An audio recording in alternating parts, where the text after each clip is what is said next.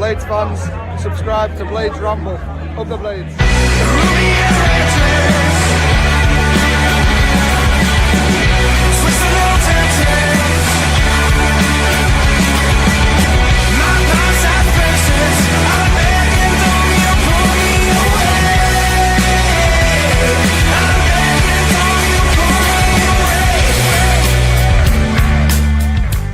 As always, the Ramble is sponsored by Action Coach Sheffield. If you're a growing business and you want support to continue that growth, they are the people to speak to. Thank you for joining the team for their continued support for the Ramble. Today's Ramble is also sponsored by High Point Access. Thank you to them for their support. They are your number one stop shop for all your working at heights and roofing needs. If you mention the Blades Ramble when booking any works with them, you'll also get 10% off.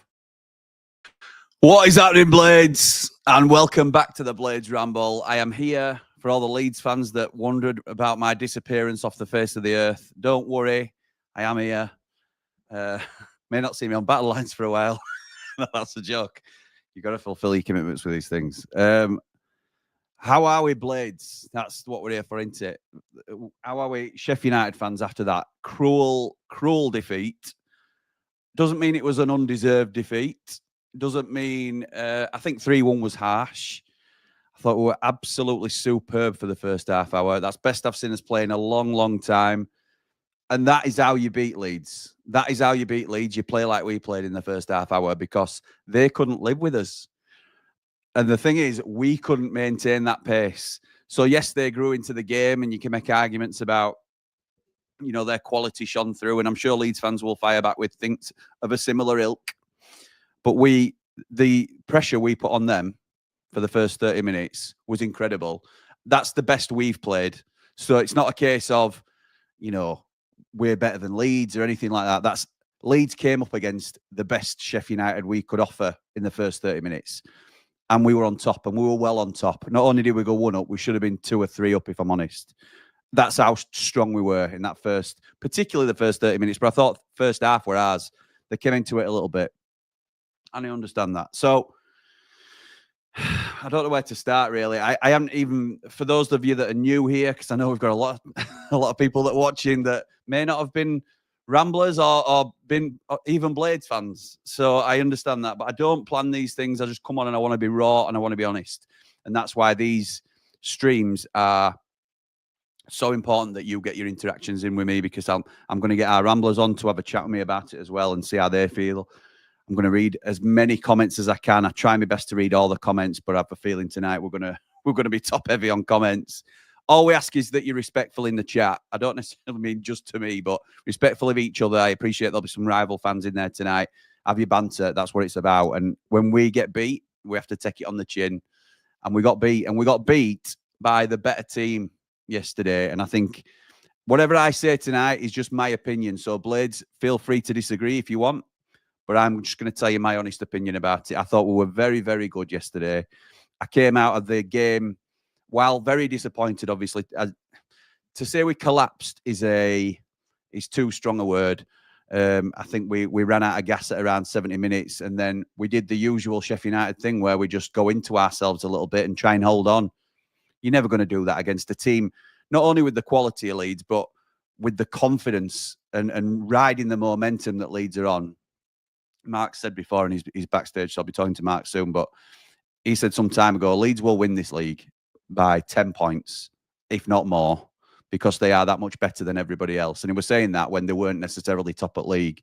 And that might seem now like it's obvious, but for a long time, Leeds weren't reaching their potential. It's only since the 7-0 at Cardiff for me is where Leeds turned a corner and it suddenly clicked into gear for them. And whether that's a confidence thing and them realising their potential or whether they're just riding the wave, more power to them, because I thought they were absolutely superb, particularly in the second half yesterday. I think it were obvious in hindsight where things went wrong for us. In the first half, I thought our weakness was down our right-hand side. I thought Harry Clark was having a tough time against Solomon, but there's no shame in that. This isn't I'm certainly not pointing fingers at anybody. I thought collectively the teams did very well. The players, the Sheffield United team did very, very well. But Harry Clark struggled a little bit with Solomon in the first half. And I think that's largely because Raksaki doesn't track back. no track backy for Raksaki. It's it's something that you have to accept, I think, as part of his game. It's one of those where you don't expect him to be a hard-working sort of he's a bit of a luxury player, if we're honest. And you have to... Wilder will try and get the best out of him in terms of making him work hard. But I think we have to accept that if we're going to have him in the team for what he can bring to us going forward, we're going to be slightly vulnerable. And against a team like Leeds, who we know, they're the strongest team in the league, but their strongest way of attacking is out wide. We knew that we were going to have problems there. So, look, in the first 25, 30 minutes, it didn't matter because we were dominant and we were controlling the ball, pushing them back. But Firpo was quite happy to go past Raksaki, leave him, take the risk and leave him further up the field. And they doubled up on us down left-hand side. And it were a tough time for Harry Clarke. So, and I think it was an injury that forced the change of Harry Clarke coming off. Certainly that's been the rhetoric from the manager. But I thought Hamza Chowdhury did well in that position when he came on. I know he's played there for Leicester previously. I then thought, when we started to look weak, was on the left-hand side in the second half, when Jayden Bogle and Dan James got a grip of the game. Look, we can say what we like about Jayden Bogle, and I have. I've also held my hands up and said part of it is clouded because I'm bitter. I'm bitter because he's gone to Leeds. He chose to go to our rivals for more money and what looks like a more guaranteed chance of Premier League football. But he's left us to go to local rivals, local promotion rivals. So yeah, it stings. It does hurt. I've never said anything that I thought was untrue when I'm on with Connor and stuff, and even on here, I still don't think he's a brilliant defender. I think he gets caught out. I think he's positionally unaware, and I think we saw that in the first half, that if you drop a ball in back over his head, he's vulnerable. But going forward, in a team that controls the ball, Jayden Bogle is probably the best at this level, isn't he? And that's what they did. In the second half, they got control of the ball, and Dan James is just a difference maker, isn't he, at this level now? And he's got that confidence. He knows what he can bring to the side. And fair play to him. Fair play. I can't say any other than they fully deserve to get back into it. I think 3-1 is harsh. I thought Vinny Souza was the best player on the pitch, if I'm honest. There's been a lot of talk about Sheffield United players couldn't lace Leeds players' boots. They'd only take Cooper and they'd only take Hamer. Hamer I want to talk about because, and again, I appreciate I'm going off on a couple of different tangents, but Hamer is a big talking point in the fan base today. Why did Wilder bring Hamer on? We know he's not, a little bit like the Raksaki argument, he doesn't work back and we're going to leave us exposed down that right-hand side. No, I can't speak for all Blades fans, and I never do. I never pretend to. So there will be people that challenge me on this. But I didn't hear anybody unhappy when Gus Hamer's coming off the bench for Sheffield United. He's our best player. 99% of us acknowledge that he's our best player. So when he's coming on, we're all rubbing our hands together. I know me and my dad were. You don't think it through in terms of, oh, well, we're losing that defensive solidity on the left-hand side. Ben and Diaz were blowing. Who else came off at that time? Whoever it was, Raksaki might have come off around that time. Absolutely blowing. They'd run their race. I appreciate that had a really strong impact on the game, but for me, it was time for him to come off. I was surprised that Sidney Peck stayed on and played a full 90. I thought he was tiring towards the end, and I thought when Tom Davies came on, it would be for Sidney Peck because he's not a right winger. But people are now saying, and it's easy to say this in hindsight, Wilder made a big mistake. He made a big mistake by bringing Hamer on. That was the worst thing he could have done. Well, it turns out that, we weren't better off for Hamer coming on. And it's easy to say now that maybe Hamer comes on for Sidney Peck and he plays in the 8 alongside Vinny Souza, or even Callum O'Hare, who've been running his absolute feet off, shall we say. So it's ifs and buts, isn't it? But on the night, we were dominant for 30 minutes and we scored 1 goal. Then I think it were anybody's game up until the last 20 minutes. And then they turned the screw. And when they needed to be clinical, they got 3 goals. And that is the difference. That is the difference. And you can point towards the bench. And I think it's a valid point to say that they have got a lot of strength coming off their bench. Ramazani, Nonto, Rothwell, they're getting any team in this league. They're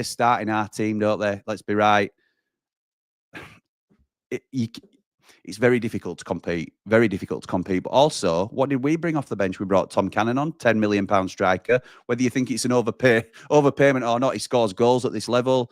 Gus Hamer, we brought on, fantastic player.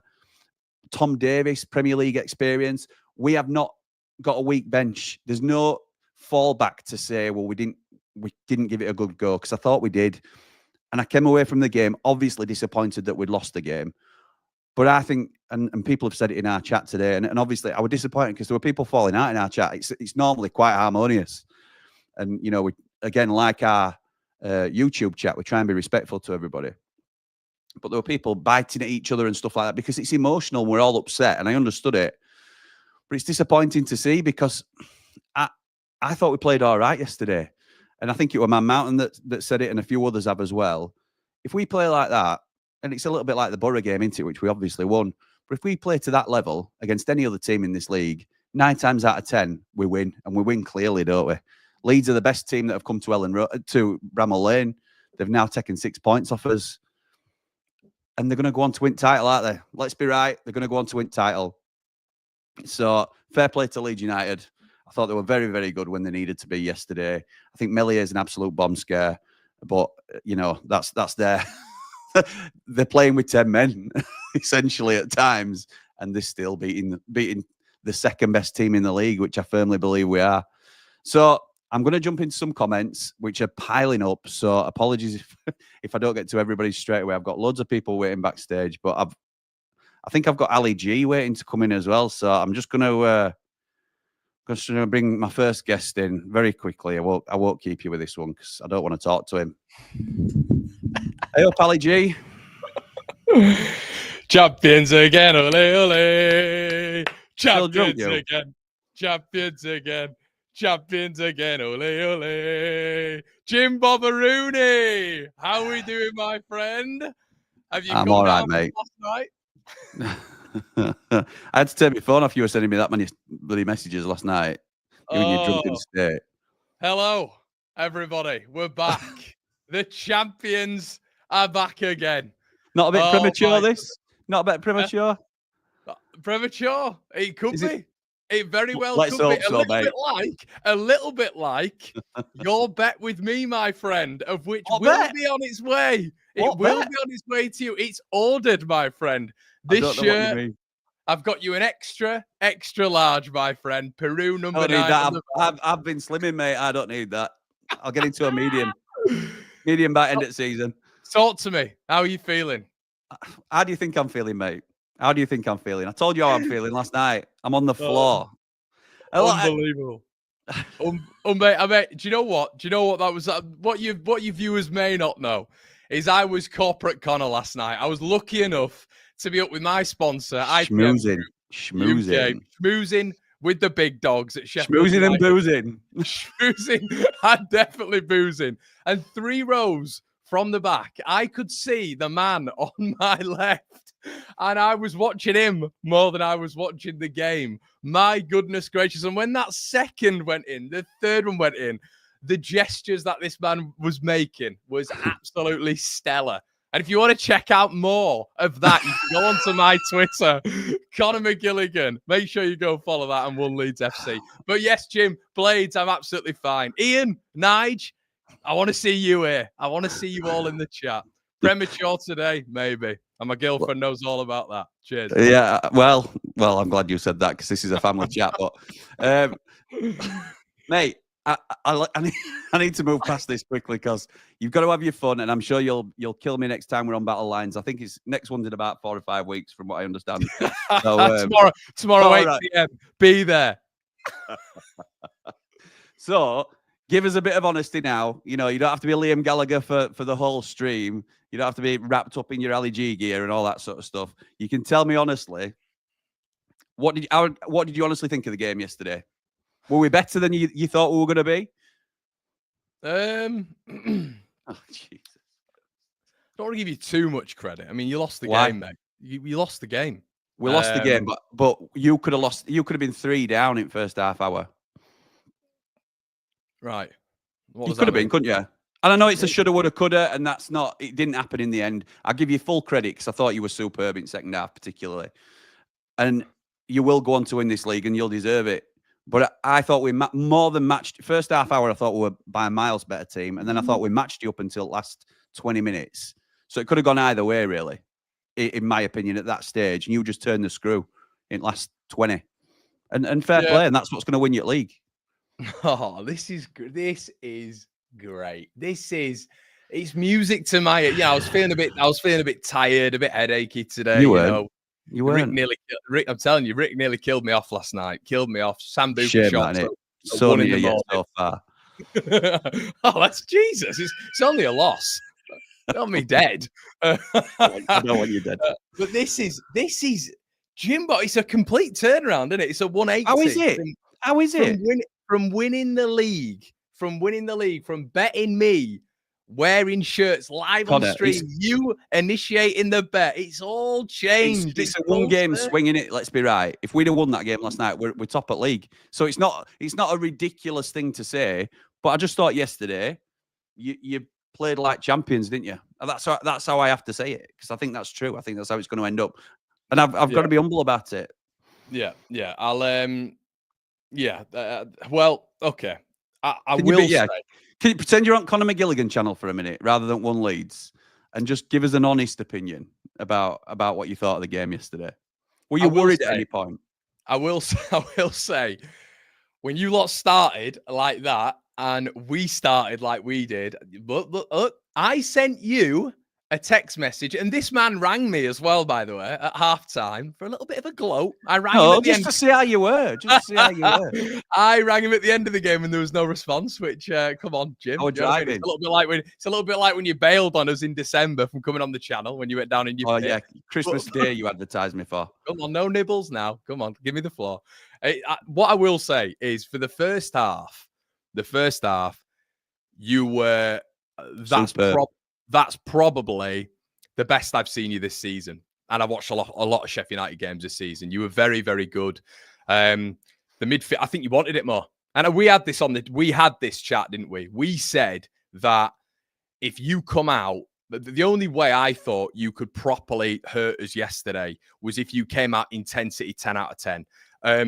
What I will say is, at the start, I thought your fans were very good. It was very loud, even though there was couldn't hear yours. Couldn't hear yours for 70 minutes.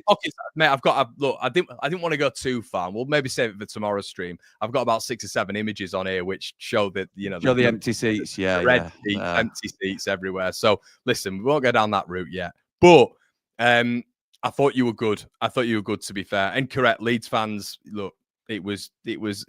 I don't know if it was a level of complacency. I don't know what it was yesterday. But Brownie was saying to me as well. He was Brownie. He was in the Leeds away end yesterday, and he was saying that it just felt it didn't have that feel to it. And I do sort of get it. It was, I don't know, it didn't. The build up felt a little bit more for Sunderland. I felt anyway. But look, you were good. You were good for the first 30 minutes. I think we started turning the screw at the end of the first half a little bit, and I think that's the problem. You let us into it a little bit, and as soon as we had a bit of a sniff. I thought you probably had the start of the second half as well. But I mean, what was the Messiah doing? 5 at the back at Ellen Road. He screwed that up. And then he takes old Jesser off, doesn't he? Takes him off, brings Harmer on, brings £10 million Cannon on, who's going to be starting for you in the Premier League. And what went wrong, Jim? It all went wrong, didn't it? It all went wrong as soon as the best player in the Championship came on. The man who Leeds wanted, Cannon. Should have had him as well, apparently. You did what? Did you not want Gosema? Apparently not. Not from what I had from last night. Right. From a very good source. From a very good source, I'll tell you that. I saw on One Leeds this morning saying, let's be honest, we did want Gosema. I was taking the mic. Yeah, come on. There we go. Right, okay, you know my sarcasm. You know my sarcasm. Yeah. But he killed you, didn't he? Because as soon as we made the subs early. Because I think we need to grapple back hold of that midfield, and I thought Sousa was doing a really good job. We made the subs. I thought it made a little bit of a change, but Sousa was the best player on pitch yesterday, undoubtedly. I think he was first half. You can't say he was second half because we took over the midfield, so you can't say that. Well, who were better than him all game? Second half, Tanaka. Okay. All right. I can see I'm not going to get any sense out of you today, Connor. You're obviously still a little bit hungover. Do you want to take your sunglasses off? Why have you got sunglasses on? Bags, mate.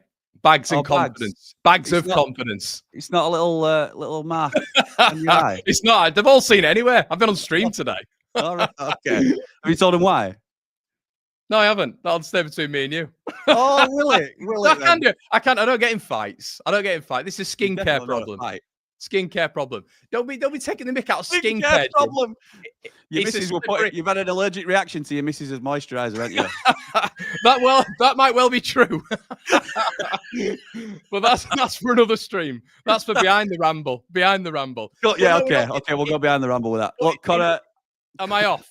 Yeah, I'm getting rid of you. I thought it was going to be a decent chat with a reasonable Leeds fan. You're annoying. You've turned it into. I'm sorry. You're not sorry. You're not sorry. So, mate, I'll see you on Battle Lines tomorrow. See you tomorrow, my friend. All the best Blades and Leeds fans in the chat. Come on! Unbelievable. For all of those, I apologise because I know people started to like Connor, as we sort of started this working relationship, and he's just ruined it all with one appearance. But I'm going to get some comments because there's loads already. Thank you to everybody that's dropping comments, and then I'm going to get to our callers who've been waiting patiently as well. Danny says, good overall performance, but switched off a couple of times. Wilder post-match was spot on. Clark struggled, same as Portsmouth. Looking forward to an easier run now and holding to start games. That's something I will be talking about, but one of my first callers, I think, may touch on that. May not. I'm not going to twist his arm on it, but S17 Blade says, subs made the difference last night. Their quality off the bench outdid our bench. Peck, Vinny, BBD and Campbell were fantastic. Play like that the rest of the season and we'll go up the Blades, up the full-time Ramble. I agree with that. I come out of the game very disappointed that we've lost, but I think it were a fantastic look for a neutral. It were a fantastic advert for Championship because I thought it were two very good teams going at each other, and that's what you want to see rather than and this is no offense to Burnley, but they don't go for it, do they? They try and grind out points. We went for it yesterday. We've not played great football all season, but we did last night. I thought we played really well last night, and we went for them, and we didn't have any fear. In fact, I meant to ask Connor, and that's going to annoy me. I'll have to bring it up on Battle Lines tomorrow. Leeds fans in the chat, you can tell me as well, and any Blades that want to get in on this. The one thing I will say about Leeds United is, if we can pin them in like that, by going at them with a high press, putting them under pressure, they have got a lot of work to do before they're ready for Premier League. A lot of work, because we're not a Premier League side yet. Obviously, if we get promoted, then we'll strengthen and we'll still be probably the favourites to go back down again. But if they come up against an Aston Villa or somebody like that, they're going to do that to them every week. And Leeds couldn't live with us for the first 30 minutes. There's a lot better teams than Sheffield United that'll do that to Leeds next season. So they, as good as they are in this league, they have still got loads of work to do to be ready for Premier League. They are going to be champions of this league, but it just shows the gulf in class for me, because that were the best we've played this season and they couldn't live with us for the first 30 minutes. And then, granted, we struggled to deal with them. I'm going to talk about Rob Holding as well, because I think there needs to be a conversation about that. And again, it's just my opinion. Andy says, Leeds always finish really strong. I think eventually they run teams into the ground with their wide players. Yeah, when you can... The wide players are usually the hardest working out there, unless you've got a system where your fullbacks are going up and down, which, you can say it's a similar thing anyway. But when you can replace Dan James, I know Dan James stayed on, but if you can replace Dan James and Solomon with Nonto and Ramazani, and your second wave of wingers is probably the third and fourth best wingers in league, it's tough to match up to, isn't it? Jez says, a valiant effort against a good Leeds team who were able to turn the screw as we started to run out of steam in the second half. Burnley away now looks mission critical for automatic promotion. I'm not sure Burnley will get the results, if I'm honest. We have to do our bit. And I'm not saying it's certainly not a done deal. I would have been much happier with the points in the bag. But we now play before Burnley again. So we've still got yes, we'll have played a game more, but they're in the FA Cup this weekend when we go to QPR. So we can move 5 points clear and get those points on the board. I'll be worried if we don't get the win at QPR, because then that's every incentive for Burnley to come in and take over our place in second, isn't it? So we've got to do our bit from this, from here on out. Chip Butty says, We had the game plan spot on at the start, get the ball into the box, and it'll cause problems after we scored. We seem to stop this and sit back a bit. Clark can't start again. Terrible. Rai says, I thought you lot were good. You had a game plan. When Firpo equalised, I would happily take a draw. I think our quality got us through in the end, but hope we both finish top 2 still. Thank you, Rai. Me too, pal. We missed too many chances and they made us pay, says Sam. We can't sit on a 1-0 lead. Nip says, Jimmy, we need to have a talk. I'm here, mate. I'm here for it. Been looking forward to this, Jimmy. David says, should have scored more first half. I agree. Different game then. We were by far the better team for 65 to 70 minutes. But fair play to Leeds. They came on strong last 15 to 20. The subs spoilt the rhythm of the team. Leeds looked fitter and stronger at the end. Still in our hands, though. Keep the faith, up the blades, up all the rambles. Top man Phil Oakley says no complaints. We gave it a good go against the best team in the league. The positive is that we played well. If we maintain this style of play, then we can still finish second. I agree with that completely. Up the blades, up the ramble. Top man Phil. David Morwood says nothing wrong with our performance. I don't agree with Connor saying we were in it for 30 minutes. I thought 60 to 65. We can moan all night, but we were beaten by the better team, a team that's been together 2 years and a better squad strength. Up the blades, up all the rambles, like and subscribe, hit the like button, please. I completely agree with that, David. I think that's more than, it's some very good points in terms of they've been together longer. I was asked today, I did a bit for a QPR channel, and they were asking, is it promotion or bust for Sheffield United? And I use Leeds as an example that obviously you want to go up. There's no two ways about it. But you could argue that Leeds are a better team this year for having a year together. And I appreciate they've still brought people in. They lost a few big hitters in the summer, but they've had a chance to have a settled side, whereas all our players, bar about 1 or 2, are brand new to the system and the style and the club. So an extra year together, we'll lose Vinny Souza, we'll lose Gusema, we'll probably lose an Elak Medodzic if we don't go up. But we can bring players in to complement that. And so I don't think it's a disaster if we don't. Obviously, we want to go up. That is a tangent. Phil says Souza was immense. I thought the same. I thought Chowdhury also did well at right back. Me too. BB did his best game since his return, and Campbell was a real threat. Would like to see Holding and Sariki in our defence soon. It's not a bad shout. Weak eye dominant says, hope you didn't have to listen to Connor cackling from his box. Well, we've just heard him cackling from a box on here, haven't we? Sheffield United gave a good account for themselves and at least tried to win the game at home. Absolutely. Wayne says we played well for an hour, then gave Bogle the freedom of Sheffield on the wing. Time after time. Yes, Jimmy, I'm still miffed. I get it, Wayne. I get it. And I don't know if anybody saw Bogle's Instagram post, and I don't blame him for this, by the way. It were a boom. It were B, several O's, and M. Love this team, or something like that. This team. It was clearly a jab at the boos that he was getting. And he had the last laugh, didn't he? He had the last laugh, so you have to give it him. I'm going to jump into our next caller now because I appreciate that there's some lads that have been waiting a long time. Mark is first up. How's it going, pal? How are we doing, pal? You okay? I'm all right, mate. I'm all right. I'm hoping you'll make me feel a little bit better. Listen, I said it last night. It's probably calmest I've ever felt coming out of the ground. Like Really? you touched on earlier, that performance for 60, 65 minutes were, by an absolute long way, that were best we've played. By a long way. Certainly, first half hour, I didn't, I did recognise us, but I thought, wow, just wow. You were sitting back and just in awe, weren't you, what they were doing?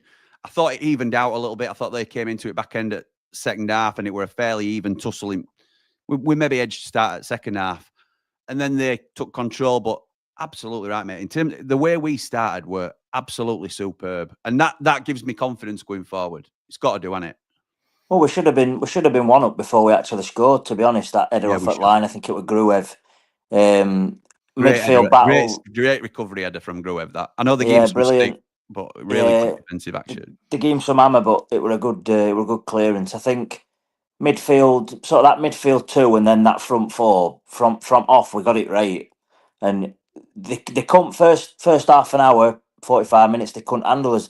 I think sort of whistle at half time probably didn't help us in a way. I think we wanted to keep going. Yeah, we did. I think they kind of needed it to sort of get back in, regroup. But like I said, I mean, I've been watching from beginning, and I said previously that is what they do. That is why they are where they are. And I think what really kills people in my own personal opinion, is I just don't think people will admit it. I don't think they want to admit that they are They're where they better than us are, and because at the of who minute. it is. And just hold your hands up. They're a good side, and they are a better side than us. Forget points and all this. They're a better team than us. They've At the been minute, together yeah, they long are. enough. We're in that sort of build up stage. I don't get all this drivel about our players don't suit system, and well, they suit system for 33 games and we're second in league. I know. I know. It's a load of rubbish. It's easy, and it's starting to bug me with stuff like, oh, 1 week it's an L, next week it's Robbo, next week it's this, that, and the other. I've seen somebody blame Michael Cooper. Whoa, It's an whoa, whoa. absolute joke. It just winds me up. Blame what you want. I've seen people moan about, oh, you left on 89 minutes. I've bought a ticket. I'll go when I want. Do you know what I mean? Yeah, yeah. We're moaning about stupid stuff. Sort of thing I'm sort of getting at is, and I've said this to quite a few people today. Especially, I've had to go into work today. I've been greeted with a Leeds fan. I've had it. You know what Sorry, I mean? mate. It is what it is. But room for like sort of positivity. We're second in league. We've Love it. accumulated 70 points, 72 if you want to call it that. And we are where we are. And if we play like that, there is no reason why we'll not be there sort of come end of Exactly right. season. How many teams go up? 3 teams go up, don't they? 2 of them automatic, and we've every chance of finishing in that second spot. It's all right to be best at rest, isn't it?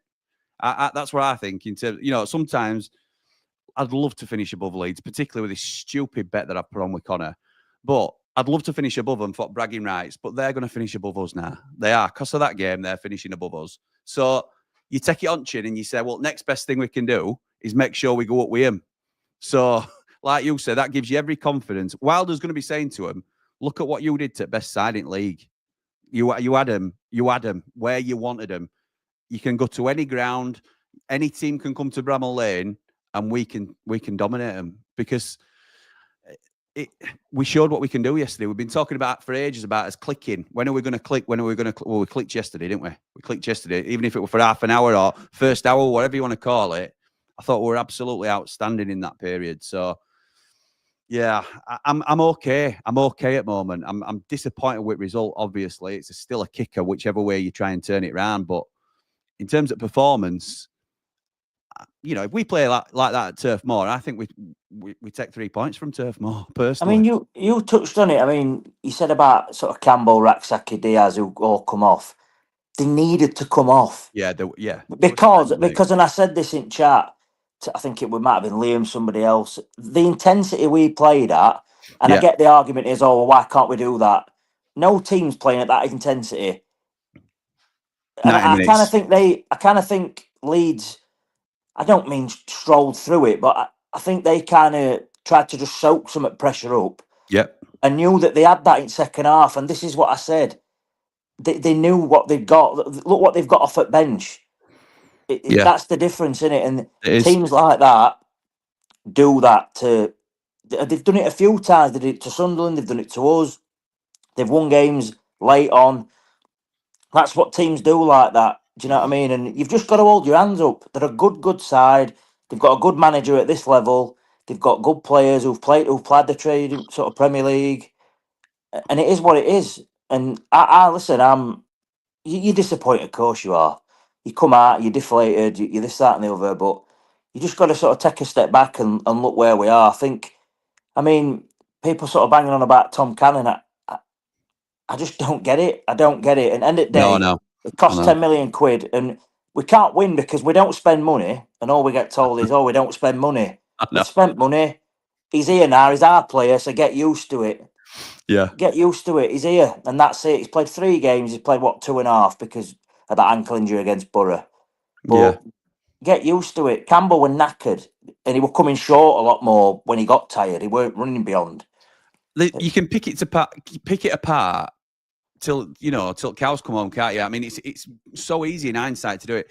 One point that we made that I thought were fair was, why not bring Kiefer Moore on for Campbell? Because we're going to be under Kosh and we're going to be having to defend corners and set pieces and stuff like that. And Kiefer Moore is more adept at doing that than Campbell. And I can understand that. And they're sort of valid points that you can make. But you can't say to me, don't bring Gus Hamer on. Why has he brought Gus Hamer on?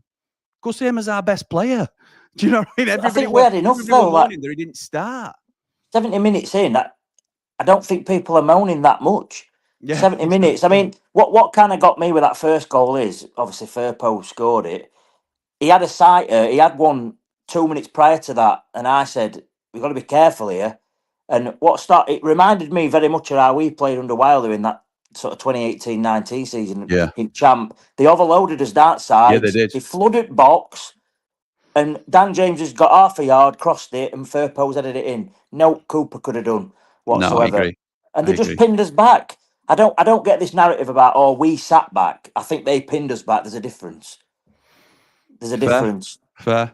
Do you I know think what I mean? the only, I mean, you know what I think of Michael Cooper, and I say it all the time. I think he'll be disappointed with third, but Do you really? that's nitpicky. Yeah, I do. Yeah, Do you? Yeah, I think he's close I enough think to that's it to get a very. strong hand. I think it's harsh. It's very harsh. Maybe so. But and it's still an outstanding finish. I don't want to take out away from Pirro either. But I think when you're on that side at goal, and he's as good a keeper as he is, I think he'll be disappointed. I'm not saying he should have definitely turned it round. I think He just it's the raises power his own for me. expectations, doesn't he? So Yeah, it's the power for me, and I think if you watch it back, I sort of sit not far from you actually, Jim. I sort of clip Connor were alluding to at the beginning. I sit just sort of a bit further to right to you, and he's hit that with some power. And Sidney Peck stood in front of him. I think he's a little bit blindsided by it, to be honest. maybe. When I've watched it back, he's sort of drifting across his eye line, and he's hit that with some force. And I was just coming down steps sort of on way out, and but you get done for leaving when you want. So it's that's another argument. This is what I mean. But We are perspective, and you've touched on it a little bit. Look at where we are in league. We can't start falling out in lumps as a fan base. Like, why are you leaving early? Why are you saying Robbo should be in or shouldn't be in or whatever it might? Don't matter. We've all got different opinions, and we'll do it. Like you say, you paid for your ticket. You can leave when you like. We can't turn on each other now because we need each other. We need fans to be on board with team and club, and this is what's got us to this place where we're all. I think we've been spoiled in the last few years. We've been up and down to the Premier League, and we've lost a little bit of that sort of humble attitude of we've got to work really hard to get out of this league, and we can't take anything for granted. So we'll see, mate. We'll see how it goes.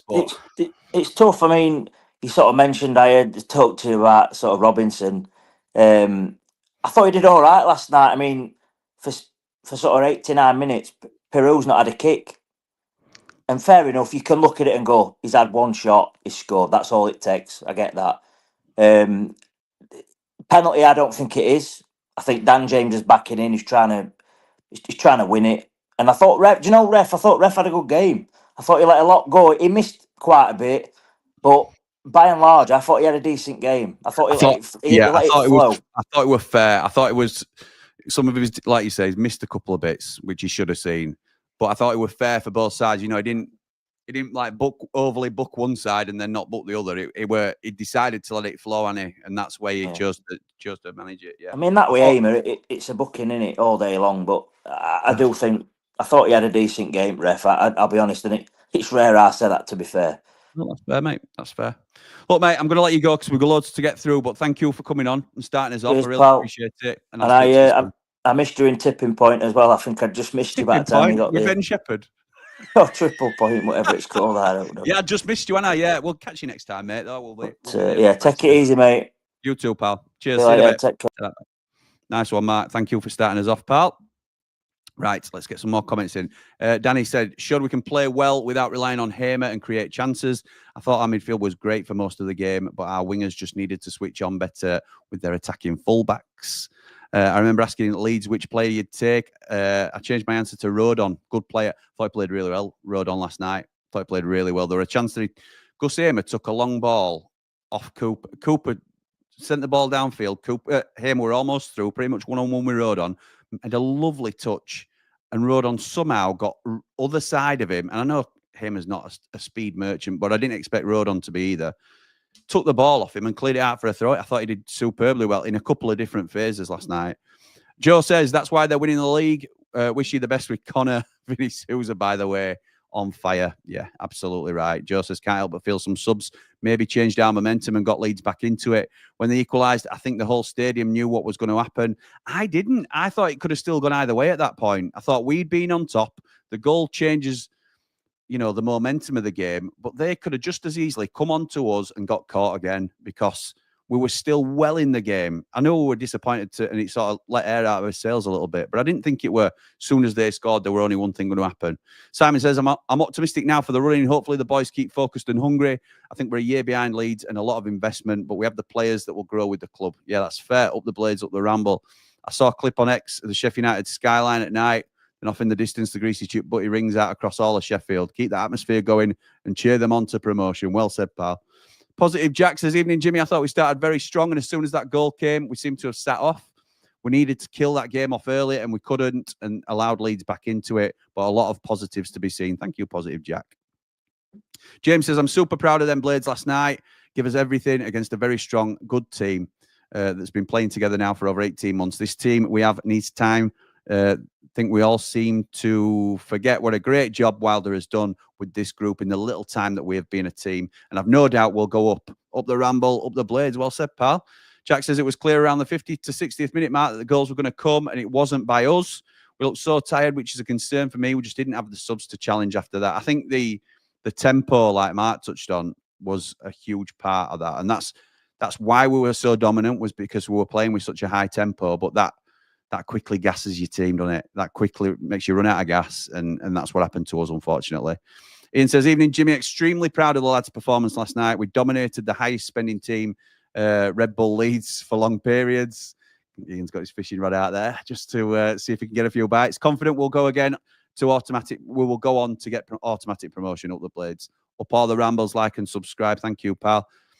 Cowboy Paul Young says, Leeds have the Red Bull sponsorship and have had 12 months more time than us to build that team spirit and teamwork. Yeah, fair.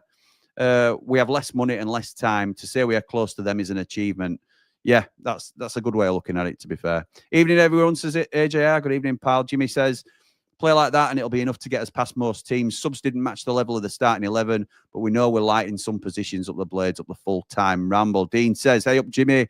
One of our main problems is Clark. He continually backs off from players, allowing them to get past him. Got to get Gilchrist back in quick. Alfie Gilchrist, injured. I know Wilder said he picked up a knock. I've heard today that he is out for a significant period of time. We might not see him again before end of the season, Alfie Gilchrist, which is legit. And I think it was, we all sort of, oh, well, it's Chris Wilder saying it to the media, so we never really know what the situation is. Alfie Gilchrist is injured. He got injured in training. So, yeah, really unfortunate for Alfie, who's had a terrible few weeks of it, really. So now it's Harry Clark, Femi Sariki, whenever he's back. I don't know what the extent of Clark's injury is. At the minute, the only one we know that's fit to play right back is Hamza Chowdhury, a centre midfielder. But I thought he did a good job there, so I'm not overly concerned. Jack says, people saying Wilder subs killed the game. What other subs were supposed to do? BBD was knackered. Campbell was also blowing. Raksaki wasn't being as effective, but I did like Cannon's work rate. I thought the same. Cannon worked hard. Matt says, evening, Jimmy, I had to take, but so proud of all the players. We had to go and run out of steam at the end, but they never stopped. Wave after wave of attack. Hard to say it, but they were good in the end. Agreed. Josh says, disappointing result, but not a disappointing performance. There's no shame in coming up short against the best side in the league. Play similar to that for the rest of the season and we'll be fine. Hope you're well, Josh. Not seen you for a while, pal, but I hope you're good. Dino says, my fear is if we don't go up, Leeds could end up trying to poach Hamer and Cooper off us. They'll definitely come for Hamer. I don't even think about Cooper leaving. We're so good up to the 60-minute mark, so their fans were so quiet. I know you don't want to hear this because of a bet, but time to forget about Leeds now and focus on Burnley. We need second. Yeah, I'm done, Anna. Junior, I'm not reading that comment out. Tim says, hi, Jimmy. A very good performance last night for the first 60 minutes against a very good team. So I'm more than happy with where we are and good progress to date.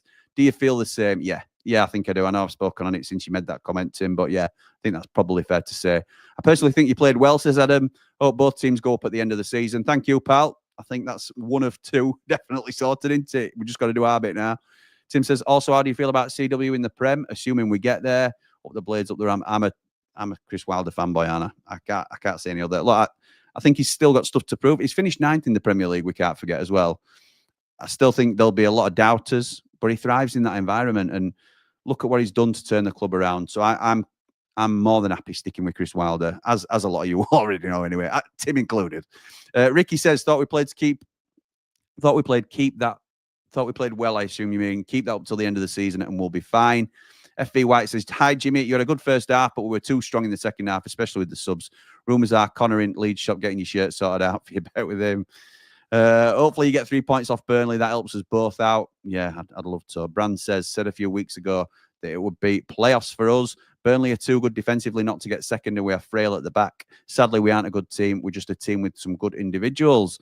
That's why we never batter teams and put games to bed. The 1-0 wins come from individual bits of quality from those individual players.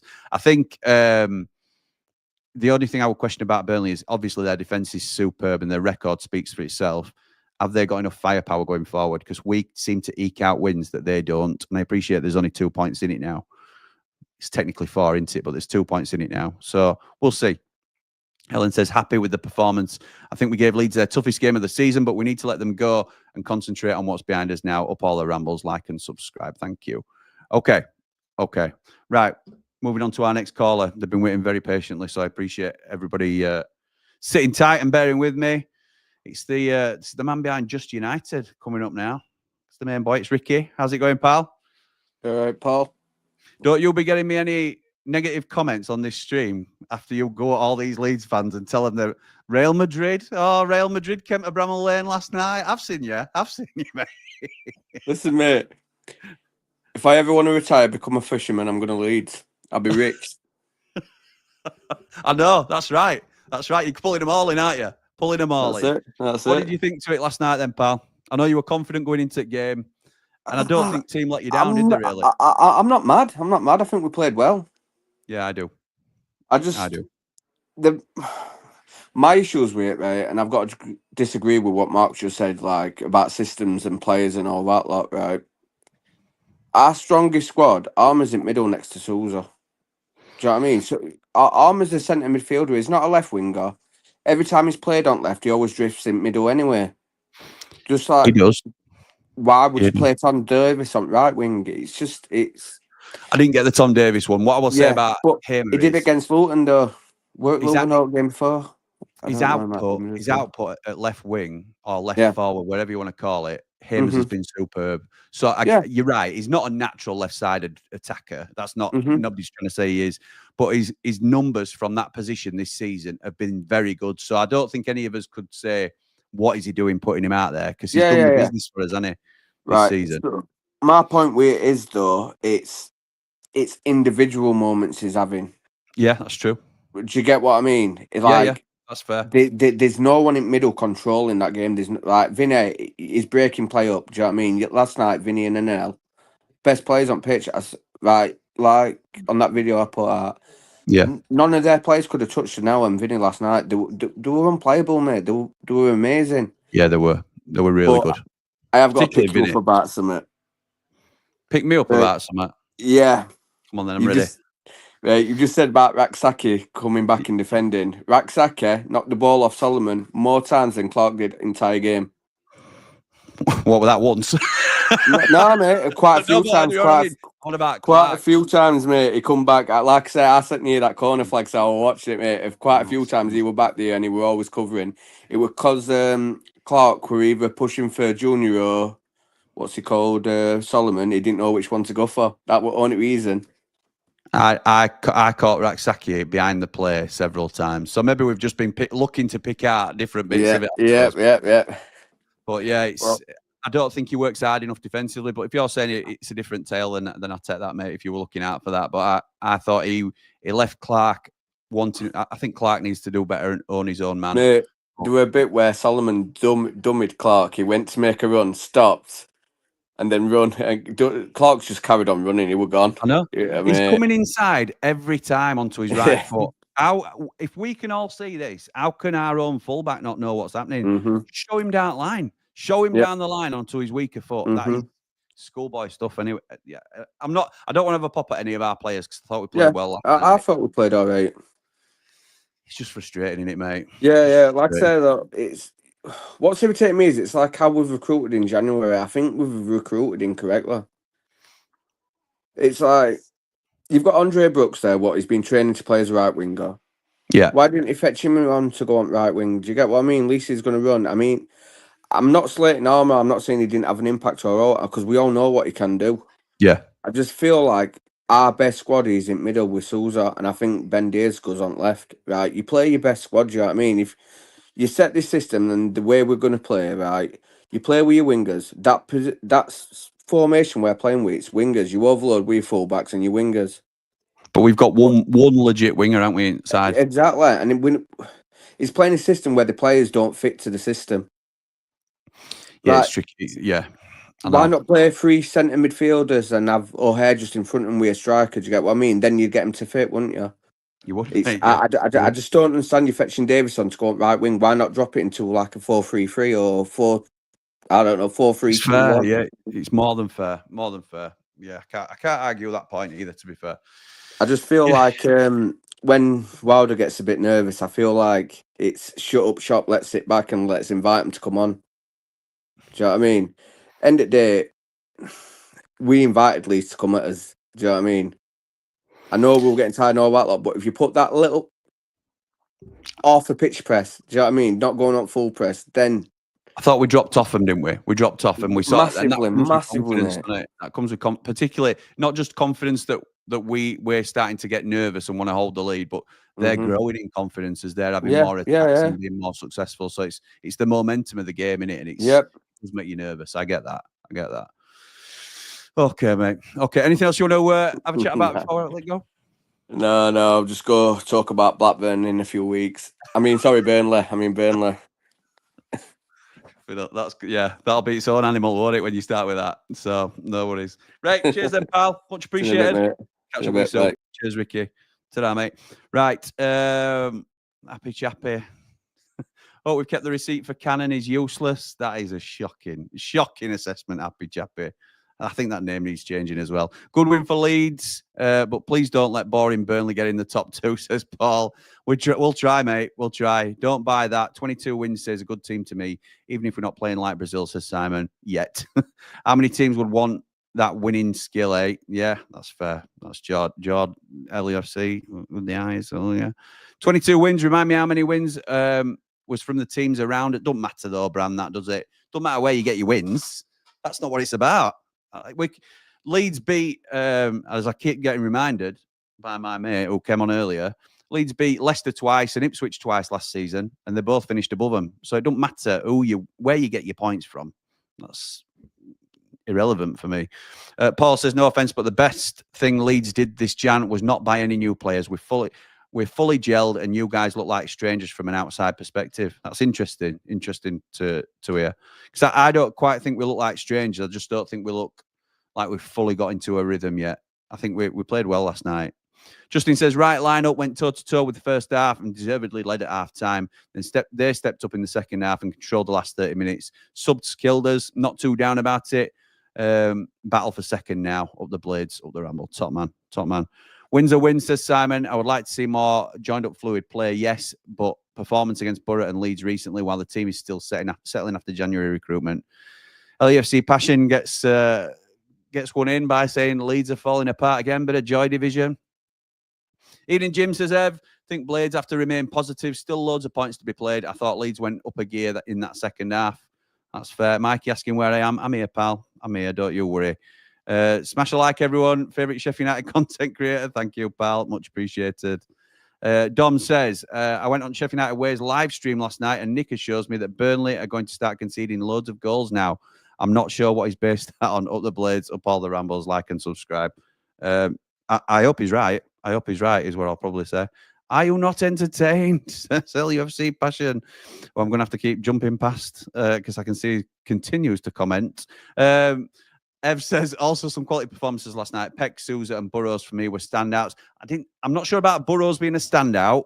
I thought he did okay, and I thought he faded a fair bit in the last 20 minutes. But I thought Vinny Sousa, he's been our best player on more than one occasion this season, and that is the best I've seen him play. So I thought he was absolutely outstanding. Jack says, what I can say, I'm glad Wilder went for it. I believe we can go far, play like this for 25 minutes, and we win most games. Just got to learn to kill games off when we have the upper hand. Need more depth. Excuse me. The professor says, champions again. Ole, ole. That's the new Leeds song, apparently. Ohio Blade says, I was really pleased with how Wilder set up the team and the positivity in which they played. There are so many positives to take from this. I agree with that. Will says, we go again. Up the Blades, up the full-time Ramble. Top man. Harry says, hi, Jim. Oops. Yeah, hi. Ev says, as Wilder said as well, this team's very good at bouncing back. It's happened so many times before. Time to do it again, Blades. Up the Blades, up the Ramble. Ollie says, I have to say, Wilder threw that one away. Him didn't help at all and made us weak. Burrows was battered. That's where they scored. Raksaki should have been off at half-time. Ollie, I think that's harsh. You can't convince me that when you saw Gus Hamer warming up on that bench, you weren't pleased to see him. Everybody, before kickoff, wanted Gus Hamer in that starting 11. I don't believe you if you tell me that he threw the... Because it's so easy to say in hindsight. Both teams would have happily had Gus Hamer in their starting lineup yesterday. So you can't say the managers dropped one there by bringing Gus Hamer on. Paul Rose of Well-Stoned Landscapes. Want 10% off your landscaping quote. Get in touch with this man. Really feel we had Leeds in an uncomfortable spot last night. And when Wilder takes all our threat off the pitch, that just gifted the game to them. That's how it felt to me anyway. And everybody's entitled to their opinion. But again, I don't know what else Wilder could have done. I thought the players he took off were absolutely spent, and we had to make a change. You could see that the players that stayed on, how spent they were in terms of what we gave. But anyway, Michael says, get Connor on, get your shirt fitted, Pirro in the joint team. No, he's not. Tyrese Campbell is. Beaten by the better side, says Jeff. Yeah, JR says he lives. Yes, I'm here. Connor... Vinny says, Michael says, Vinny, how good was he? Ran that midfield. Dino says, too good for us. Hamer came on and made us worse, which none of us were to know, were we, Dino, to be fair? Cannon came on for Campbell and the ball stopped sticking. Nobody ran the channels like Tyrese did. Put that against what they brought on. Up the Blades, up the Ramble. Luke says, hi, Jimmy. Deflated, to be honest. Seems as if we're always on the wrong side of these tight games against the top sides. One game against the top three, and I didn't feel as if it was deserved. Up the Ramble, up the Blades. We need to win another one now, don't we, Luke? I think we need to go to Turf Moor and win, personally. Okay, I'm going to bring another caller in now. He's got his head down. I don't know if he's going to be eating his tea, but I'm just going to double check. No, he looks all right. He looks like he's with us. I don't know if I've woken him up there. Jamie Dumpling, how's it going, pal? Oh, I can't hear you. What are you doing? You've promised me a brand new setup. There we go. I clicked mute. Yeah, there we go. Did you mute yourself? Look at this. Yeah. It's a beautiful picture of you, by the way. It's much clearer, crisp. Can see your face. Don't know if it's a good thing or a bad thing. A lot clearer than I used to be able to. How are you, mate? How are you doing? Great. No swearing, remember, on these streams. No. Don't Not like on your Ramble on the road that I had to cut every other word out. No, don't worry. I'm calm, collected. Okay. I think I needed, to be fair, probably a good thing that it weren't a 3 o'clock or all. God, I look shiny on this. Yeah, probably a good thing that we didn't do a 3 p.m. Night after night, I'll be honest. Okay, mate. Okay. Yeah, so you've had time to calm. Yeah. And what's your thoughts on reflection now? We were good.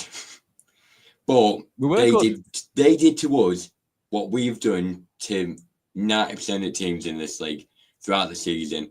And you can say it's karma, but that's what the highest wage bill in championship history gets you. Let's not talk about it. They've done well in their recruitment this summer, especially bringing in players like Tanaka. Tanaka's one of the best signings in league, isn't he? Yeah, can't fault him on that. But they've got quality players. They've got that next level, and we did really, really well. I can't fault the players' effort. Even the players like him, and I do think it probably killed us bringing him on. As great as a player is, and I said to you before the game, him coming off the bench will give us a boost, but it did kill us. But they got that. We all would have thought that, Jamie. It weren't. You know, I didn't think, oh my God, what a crazy opinion. He's our best player, so absolutely right. You should think he's going to come on and make us better. It just didn't work for the style that we were up against yesterday, and that's it. It's easy to say now that he chucked it away. It were a terrible decision. I don't like. Brand says here, Wilder chucked that game away with poor subs in the second half. Why take Raksaki and BBD off? Put Tom Davis on the wing. They were knackered, and you can't bring much else on. I don't think he fancied Brooks anyway, just because he seemed to have a bit of an attitude problem at times from what we're hearing. Well, he weren't even on bench, were he, Brooks? We're not. He's played in 21s today. I mean, you could argue he could have brought on Brewster, but he might have thought that game didn't suit him for the physicality. But to be fair, I disagree because of legs that he brings to the game. Yeah, I think so. But it's very easy to look back now, isn't it, and say exactly. Hindsight's a great thing. We could have looked. Let me just have a look at this bench. I don't think there's many players that we would have changed on this bench prior to the game. So we had Luke Faxon, obviously, as your sub goalkeeper. Yeah. Sam McCallum, Rob Holding, Brewster, who he likes to have on the bench every week anyway, and a lot of people like him. Yeah. Gus Amer, Kiefer Moore, Tom Davis, Hamza Chowdhury, and Tom Cannon. That's an unbelievable bench. Yeah. In fact, I remember us saying in Triple Point, you were looking at their bench compared to ours. Yeah. And yes, they've got on balance, you were saying, which I think was fair. We could argue that we've got a stronger bench than them. Yes, they've got better individuals on their bench. Ramazani and Nonto would get in our starting lineup, to be fair. But they had like DeBayo and a couple of other younger lads on that we had a little bit more quality and depth across the side, if that makes sense. I'm not saying we had a better bench because obviously the two that they brought on, the three, including Rothwell, were outstanding. They would all get in our side. But and that's what won it for him, I think. But I don't think many of us would have changed it. And that's why I love when we do these like Ramble on the Road stuff and we get people's opinions on the team, because you get a genuine reaction before the game, because it's your mind plays tricks with you. And after the game, you can pick it apart quite easily and say, well, actually, why did he bring Amer on? Why did he bring Amer on? What were we even asking that question? Do you know what I mean? Because it's worked before. Nearly every game. Exactly right. That's the way we played before, and it just didn't suit us when we've got Leeds, when we're playing a side like Leeds, because then it just took the imbalance out of it. So you could say, oh yeah, bringing on Gus Amer took the imbalance out, but you're never going to think that when we played like that all season and it's worked. Yeah, agreed. Okay, it's nice to have you coming on and saying a few positive bits, Jay. It makes a nice change. Yeah. To be fair, I was down before this call. I were absolutely miserable, but I thought your head were on desk when I was waiting to bring you on. It were. I would hide my end in hands because I was reading some comments. And it's just Leeds galore. I saw a video after a match, and it's wonderful timing. But literally, what a Leeds fan said: "We are the biggest club in country. There's only Real Madrid bigger than us." He weren't kidding. He had a straight face. Unless he's some kind of sociopath, which I highly doubt. They genuinely were serious. I think every fans have got the deluded bunch. And look, Leeds rightly think they're a big club. Yeah, but I can't imagine many Sheffield United fans saying we're bigger than teams like Man United. I think we know our level. That's the difference. And I think a lot of and I'm stereotyping here, and this is from growing up on this side of, I'm in West Yorkshire, aren't I? But a lot of my mates, think they should be top 6 Premier League and pushing for Europe every season. Well, you've got to earn it, haven't you? You can't just rely on your past glories. And I think, they're well on way to being promoted, and that's the next step in it, solidifying yourself as a Premier League club. So Forest have done it in good time, and maybe Leeds will be the next ones because they've certainly got the potential to do it. But I thought last night there were more than value for the points. I don't think it were a 3-1. I think they just edged it because of their quality in the last 20 minutes. But we could have been 2-3 up. Yeah, that's fitness. We just ran out legs because we went hell bent for it from minute one, which you love to see it, but we just completely gassed out, especially some of the players. Yeah, we did, and I don't think I agree with you. I think we'd run out of steam completely, and I don't think it's a fitness thing in terms of we need to get fitter. It's a case of we just went too quickly from the off, didn't we? And which too keen. Yeah, too keen, and we loved it. As fans, you love to see it, but it's what's done us and unravelled us in. And if we'd have got 2 or 3 up because of it, like we could have been, then it's paid off, because then you can ease off. Melier dropped the ball about 4 times in that first 15 minutes. He tore the ball outside of the box and then went back immediately because he thought, hang on, let me get back. I know what's happened here. He should have been sent off, to be fair, which I was sort of hoping him didn't just because he is a poor keeper. My mate's not even watching him too much. He said, my God, he's terrible. I know, but to be honest, he did give us a few windows, didn't he, Melier, to sort of get that lead that we were looking for, and we didn't take it. We took 1, and that was it. So, okay, mate, I'll let you go. But anything else you want to cover before I let you go? Have you got your list? Just say Yeah, I came prepared just because this is a bit of a one-off game. Leeds fans, I've got to say they were somewhat worse. I'm not saying you can say, oh yeah, until that 70th minute, you can say, oh yeah, you just say they were nervous, mate, weren't they? They were nervous because of where we started. They're not used to them kind of results where they're the worst team. And to be fair, as it stands, they'll probably have to get used to it like we did last season. They will, yeah. But they will put Swansea with their 200 were better because they didn't care. They just got on with it. Yeah. They used to poor things. And I would say, I've been reading Roy's Youth I've seen dirty long ball team. Cheers, Chris. What? Dirty long ball. That's not dirty. That's old fashioned. That's mint. And to be fair, it almost worked a few times. I thought we did all right yesterday. I don't think we're a dirty team. I think we can be physical, and I think we mix play up well. And I like that we've started doing that because I thought we were getting a little bit predictable. We're playing out from the back an awful lot. But I don't mind us going along every now and again. It's not every time, but we made them quiet yesterday, Jay. That's what happened. We made them fans quiet. We've had it at home where teams have come and made the home crowd nervous, and we've been quiet. We've been critical of the atmosphere at Bramall Lane quite a bit this season. Yeah. So I've been there, and it's not nice. They were second best for probably the slight majority of the game. If you want to say the first 60 minutes, I would certainly say the first 30 minutes they won't have known what's hit them. So it took a while to warm them up, but look, they leave the ones singing, don't they? So I suppose they've had the last one. Yeah. But yeah, fair dues, mate. Thank you for coming on. Appreciate it. You're going to be with us for Plymouth, aren't you? Ramble on the road. Well, if I can sort something out for it, as it stands, you'll be aware, but I might not be able to. You will. Don't worry about that. You don't have to declare that, but you will. We'll sort that out. That'll be fine. Yeah. All right, mate. I hope everything's all right with you. Yeah, we'll be right. We're a team, aren't we? We'll sort something. Top man. All right, Jay. Speak to you soon. Cheers, pal. Bye-bye. Bye-bye.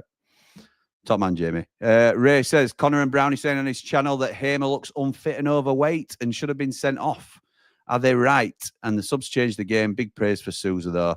I think Hamer always battles that allegation, doesn't he? I'm not saying there's nothing in it. I think he carries that naturally. That's the way he's built. Whether he's carrying too much, I'm not an expert and I don't know. I don't think he should have been sent off. I thought it was a stupid challenge that was a definite booking, and I don't know why he does that sort of thing. It is one sort of flaw in his game that he has got a stupid daft foul in him almost every game. I don't get it. Mikey says, I thought you were really good first 30. You just couldn't live with the second half, though. You're not the only ones. I agree, Jimmy. You were great for one half, says Paul. Harry says, hi, Jim, again. Played well last night, but in the end fell short. I would love to focus on the positives. Vinny and Peck were great. Campbell and BBD should start every game for us, and Anel was quality. So is it a two-horse race for second now between us and Burnley, says Dom? I think so, pal. I think so. We'll see. We shall see. Still trust Wilder to get us there, says Jeff, but we need to stop sitting back when we get a lead. Yeah, absolutely we do. That's fair. Cannon didn't impress, and I thought the Gus sub killed us. He lacks defensive discipline. Very easy to say now. And I don't think Cannon did anything wrong, to be honest. I think he's already starting to become a bit of a scapegoat, which is a shame. Connor says, well, I've done a lot of talking these last few days, so I'm happy we came out on top. Hopefully we sail off and win the league now. Oh, you will, Connor. I'm pretty sure of it. Cannon is a shocking signing, says Paul. He's played less than 3 full games for us. I think it's way too early to say that. Both teams deserve to go up, in my opinion, says Adam. You'll do for me, Adam. Thank you, pal. Mike says both teams were superb over 90 minutes. We're both going up, pal, so who cares? I hope you're right. I hope you're right, mate. I thought we both did the league proud yesterday. I know we've like Sunderland have been lauded as a very good footballing team. And look, Sunderland are a big club, but they're not a parachute club at the minute. And they have built a team that's hung with us.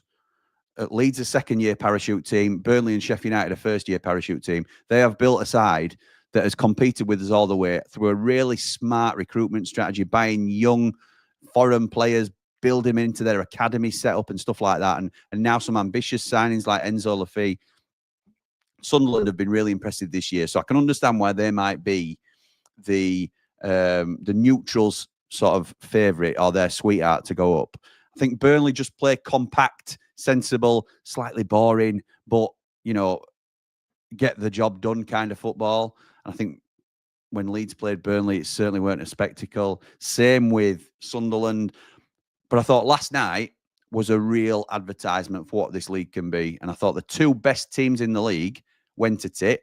And ultimately, I have to say, I think the best team won the game in the end. And that's, I have to be right, don't I? I have to admit to that when I think we've been done by a better team. And there's no shame in that, because I thought we did very well as well. James says, I'm not buying all this fantastic performance. Malarkey, Wilder lost the game with his subs, yet again found out against the better sides, and we capitulate. Wilder's not the right man long term. I think that's harsh, James. I think it's more than fair, because it's your opinion. But I think it's very easy to say, what else do we do in that game? What other subs do we make? Do you keep Brereton Diaz on when he's on his hands and knees at some stage? I'm not. I don't buy it. I think he had to make changes, and I don't think many of us would have made. Tom Davies on the right wing, I didn't understand. And I'm not trying to make excuses for Wilder for everything, but I think you've got to be aware that we had to rotate the team because of the amount of effort the boys were putting in. Surprised he didn't bring Holding on. Me too. I'm surprised, not that he didn't bring him on, because if you bring him on, essentially you go into a 3 at the back. So that would have been a formation change, and that would have been sort of a defensive move, if you like, because you can make that a more defensive thing. And we've seen it before. He's done it. So I'd have been more surprised if Holding came on. I'm surprised he didn't start with Holding. And I know there's a lot of Jack Robinson supporters in the Sheffield United fan base.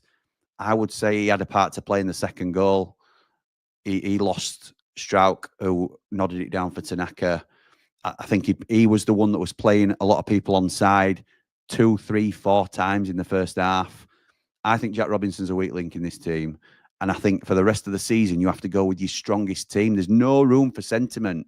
No room for sentiment. And people think I'm harsh for that, and I'll take it on chin, but that's my opinion. And you're all entitled to yours. No track back in. Yeah, that's how far behind I am with comments. So I'm going to try my best to catch up. Mr. V. Thank you, mate. Single-handedly keeping the Ramble alive. You, Nick Cook, and Dave Morwood. I'm proud of the way the team played against Leeds, going on the attack from the opening whistle. It's just unfortunate that they are a little bit better and played together a lot longer. We'll be fine. Up the blade, up all the Rambles. Like and subscribe. Fair play, Mr. V. Thank you so much for your support, pal. And yes, I agree with what you've said. Mr. V gets a clap from Ev and from me. Thank you, pal. Dublin Blade says a good game between between a good team and an unfortunately better team.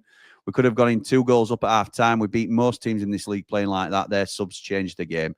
I don't think our subs were obviously it didn't work as we wanted it to be. But if you just think of it as their subs were better in terms of the impacts that they caused, I think that's it's easier to take, isn't it? Kelv says, no shame in the result, Jimbo. You lost to clearly the best team in the league that have finally clicked into gear. Race for second place now between us two. I reckon you'll ace the playoffs, mate. We'll see, Kelv. We'll see, pal. And Ellen Burrows over Rodon and Firpo, yeah? Yeah, Andres. Yeah, I'm having that. Yeah. We needed to be 2 or 3 up against this Leeds side, says Phil. Yeah, we did.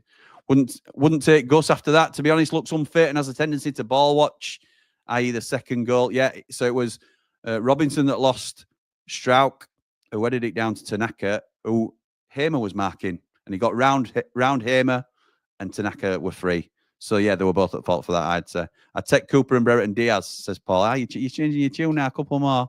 Leeds fan here, says Paul. Hello, Leeds fan. Bryce says, not looking forward to seeing you in a Leeds shirt, Jimmy. You're not. But it could be worse. At least Connor hasn't demanded you wear a pig shirt up the Ramble. Yeah, fair play, mate. Do you still think Campbell is better than Pirro? Yeah, I'm sticking to my guns, Curtis. I'm not a flip-flopper. Don't you worry, I'll stick by my lads. Old ham-faced Costuit, says Lofts. Tried to play Billy Biggin with the subs. We brought ours on, so it had to bring him on. Hamer looks like he's had too many burgers, says David. Mr. Dodo says, Leeds fan here. Games like that last night are the sort of game you show to neutrals. End-to-end, some pretty decent skill on show. Grizzled Champos with big tackles, drama with the comeback, and an absolute great finish to finish it off while the fans go crazy in the away end. Thanks for not just sitting back. It were a good game, weren't it? Shame for you guys. The Clarets are looking more and more clinical, Marcus Edwards on form. Manuel Benson is back. Best defence in the league. You and Sunderland are going to make a belting playoff final. Kelv, you've beaten Sheffield Wednesday. Come back to me when you play somebody decent that you can really sort of test yourself against. So you can knock as many as you like past Sheffield Wednesday, but when you can't score against Preston, don't come giving it big un, please. Come on, Kelv. Come on, we're better than that. I don't just think we're clinical enough. I just don't think we're clinical in front of goal at the minute, says Jack. Martin says, hi, Jimmy. Burnley fan here. Burnley might be more of a threat now with Edwards and Benson fit. I like them both, Martin, to be fair. I know I'm just had a bit of a joke with Kelv, but Edwards looked class against Wednesday. And look, I think my dad would still look class against Wednesday, to be honest, and he's nearly 70. But that left-hand side of theirs was appalling. Max Lowe at left centre-half and Marvin Johnson at left-back. Not taking away from the fact that he danced around them both, chipped the keeper, and just, yeah, very good player, Marcus Edwards. Looks like he's starting to settle in. And I've always liked Manuel Benson. He caused us a lot of problems a couple of seasons ago. So I'm not taking you lightly by any means, but you've not really yet clicked, have you? Like us. Hopefully we've started to turn a corner, but you played well in the first half, says Paul, but even then we were still getting through. Never doubted that we'd get a result. Second half, we gradually wrote you down, like Warriors down. Wilder's subs didn't help. Agree, we were all buzzing for Hamer. Hindsight's a beautiful thing, says Chip Butty. Absolutely right, it is. Burnley are coming for you, says Lee. We'll see. Chemical Echo says the difference between the teams is that we've consistently been a top level and a poor performance like that first 30 are a rarity at the minute, whereas it's a bit more the opposite with you. That's probably fair. Stephen says, someone said it's a 2-horse race for second spot. Nope, still 3.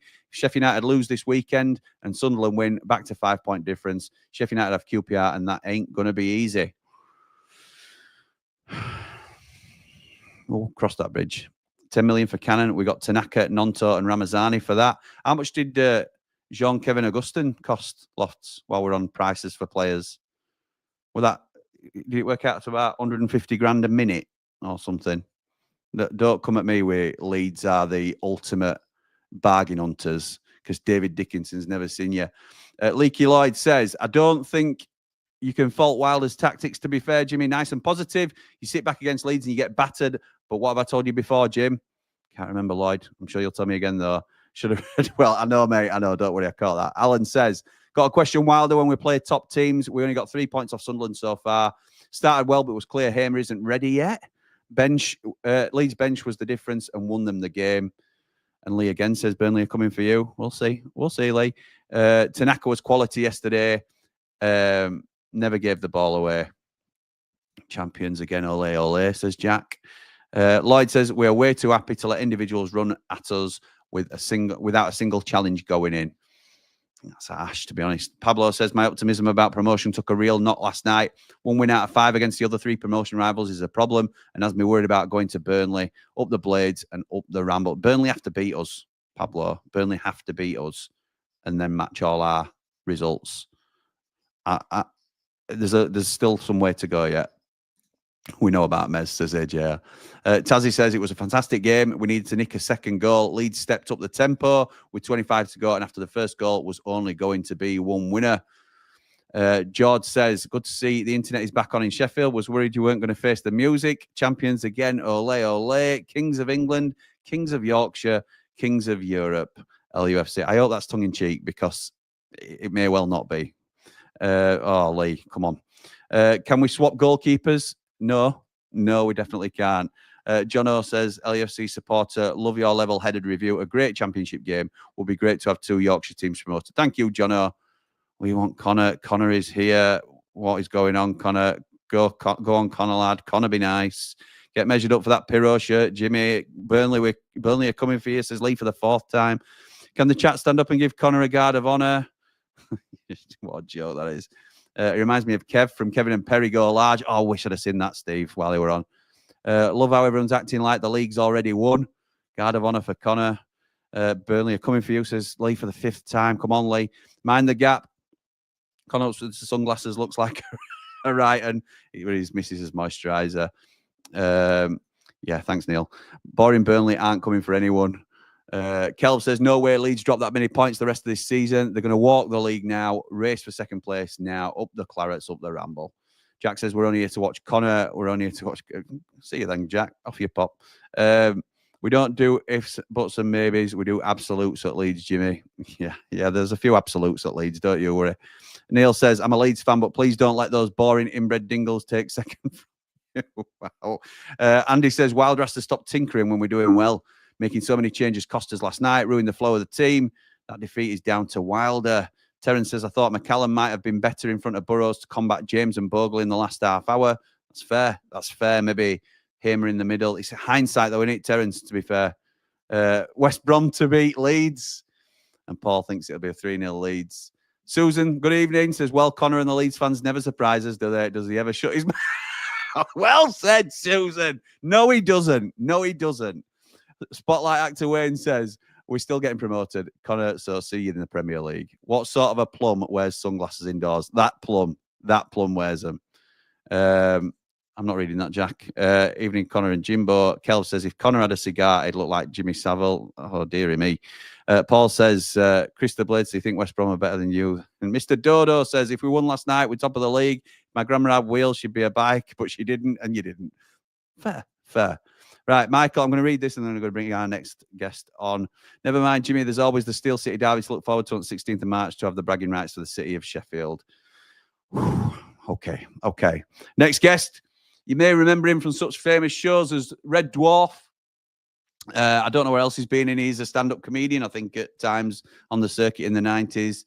It is Norman Lovett, is that his name? But you know him best as Holly. Hey up, Holly. How's it going? Hey up. Everybody's dead, Dave. Everybody's dead. I've even had a fish trim for you last on the weekend. So love it. How are you, mate? Long time no see. Yeah, bit fragile after going into Leeds this morning. Trying to keep my head down and sitting in a classroom full of work colleagues who are all Leeds fans. For those that don't know, you've started a new career, haven't you? And I just need to know, just recently, and thankfully it's going really well for you, but I just need to know, have you already nailed your colours? Do they all know you're a Blade? Yes. Oh, right. Yes. Okay. I'm so sorry about that. Yeah. It was so recent that they wouldn't know. I had the BLADESRAMBLE badge on my lanyard. Yes. So yes, you did. Go on, Rich. Yeah. But that's bravery. It's obviously today. You've had to face the music, haven't you? So yes. Watching it from afar, it were a great performance. First, what was it, 60, 70 minutes? Yeah. And then seeing everybody's comments about, Wilder spoilt it. He couldn't have done much else with those subs, could he? When you think about it, because it could have. I agree, mate. I made a comment to Ian in our chat this morning that the other way he could have done would have brought Holding on and gone to a back three. Yeah. And had Chowdhury and Burrows there. And then people would have gone, he would have been defensive. And if Leeds went and gone and scored 3, then that would have been Wilder's fault again. So because watching it on Sky, and not many people have seen it or picked it up, BBD's player was the one who scored it. Yes, it was. Because he was blown out of his backside. Correct, Richard. Great point. I meant to say that myself as well, actually, because a lot of people have said, I think, was it Mark that said it, or somebody said it in the chat, that Chowdhury was at right back, and then Firpo gets in from the left-hand side, and I couldn't remember whose man it was. Brereton Diaz's man, weren't it? Yeah, because you could see he went past Brereton Diaz, and he was running back. Before he came, he was looking, and he went past him. Looked like a and then listening to the Sky lot saying, he's bringing on 2 subs, and you're thinking, BBD's coming off, and you're thinking, if only it was out like 30 seconds before. So, but you can't fault the lads for trying with that. You know, Yeah, the argument would have been you should have brought on Kiefer Moore instead of Cannon, but Cannon played well. Yeah. Hamer. I don't think Hamer should have even been on the pitch, to be honest.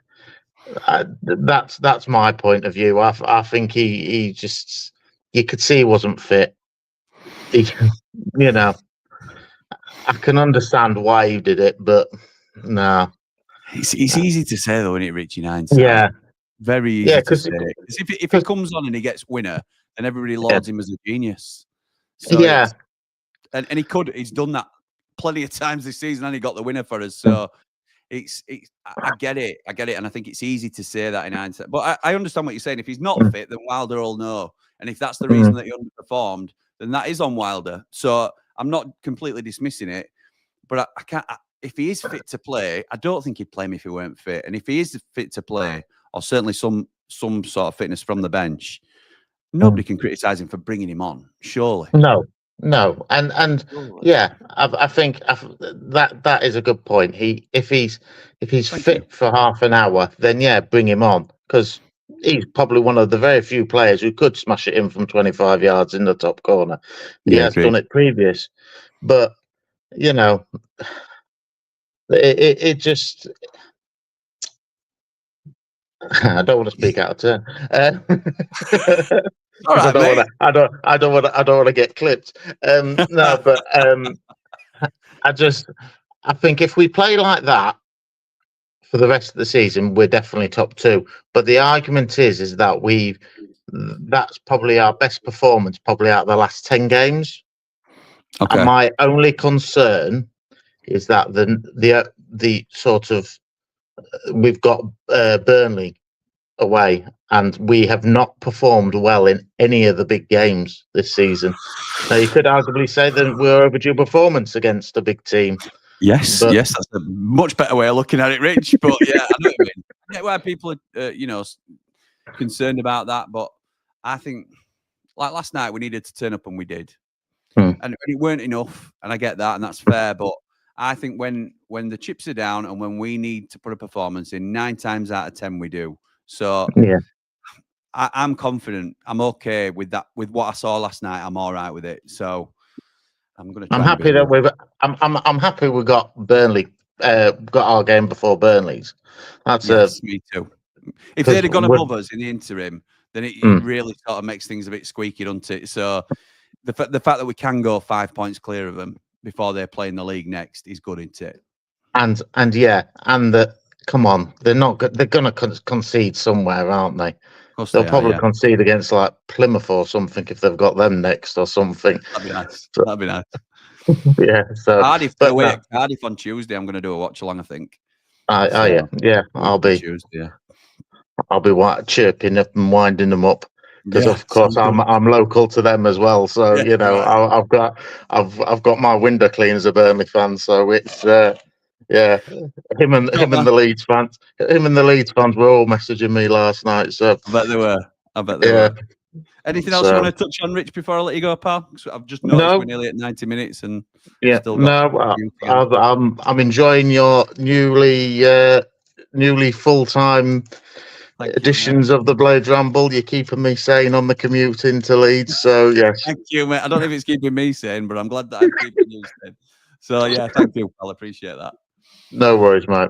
Nice one, buddy. Good to talk to you. I'll speak to you soon. Likewise, mate. Take care of yourself. Cold outside. There's no kind of atmosphere. Nice one, Rich. I'm going to try and fly through as many as I can. I've got one main man to get on, and I'll finish on him.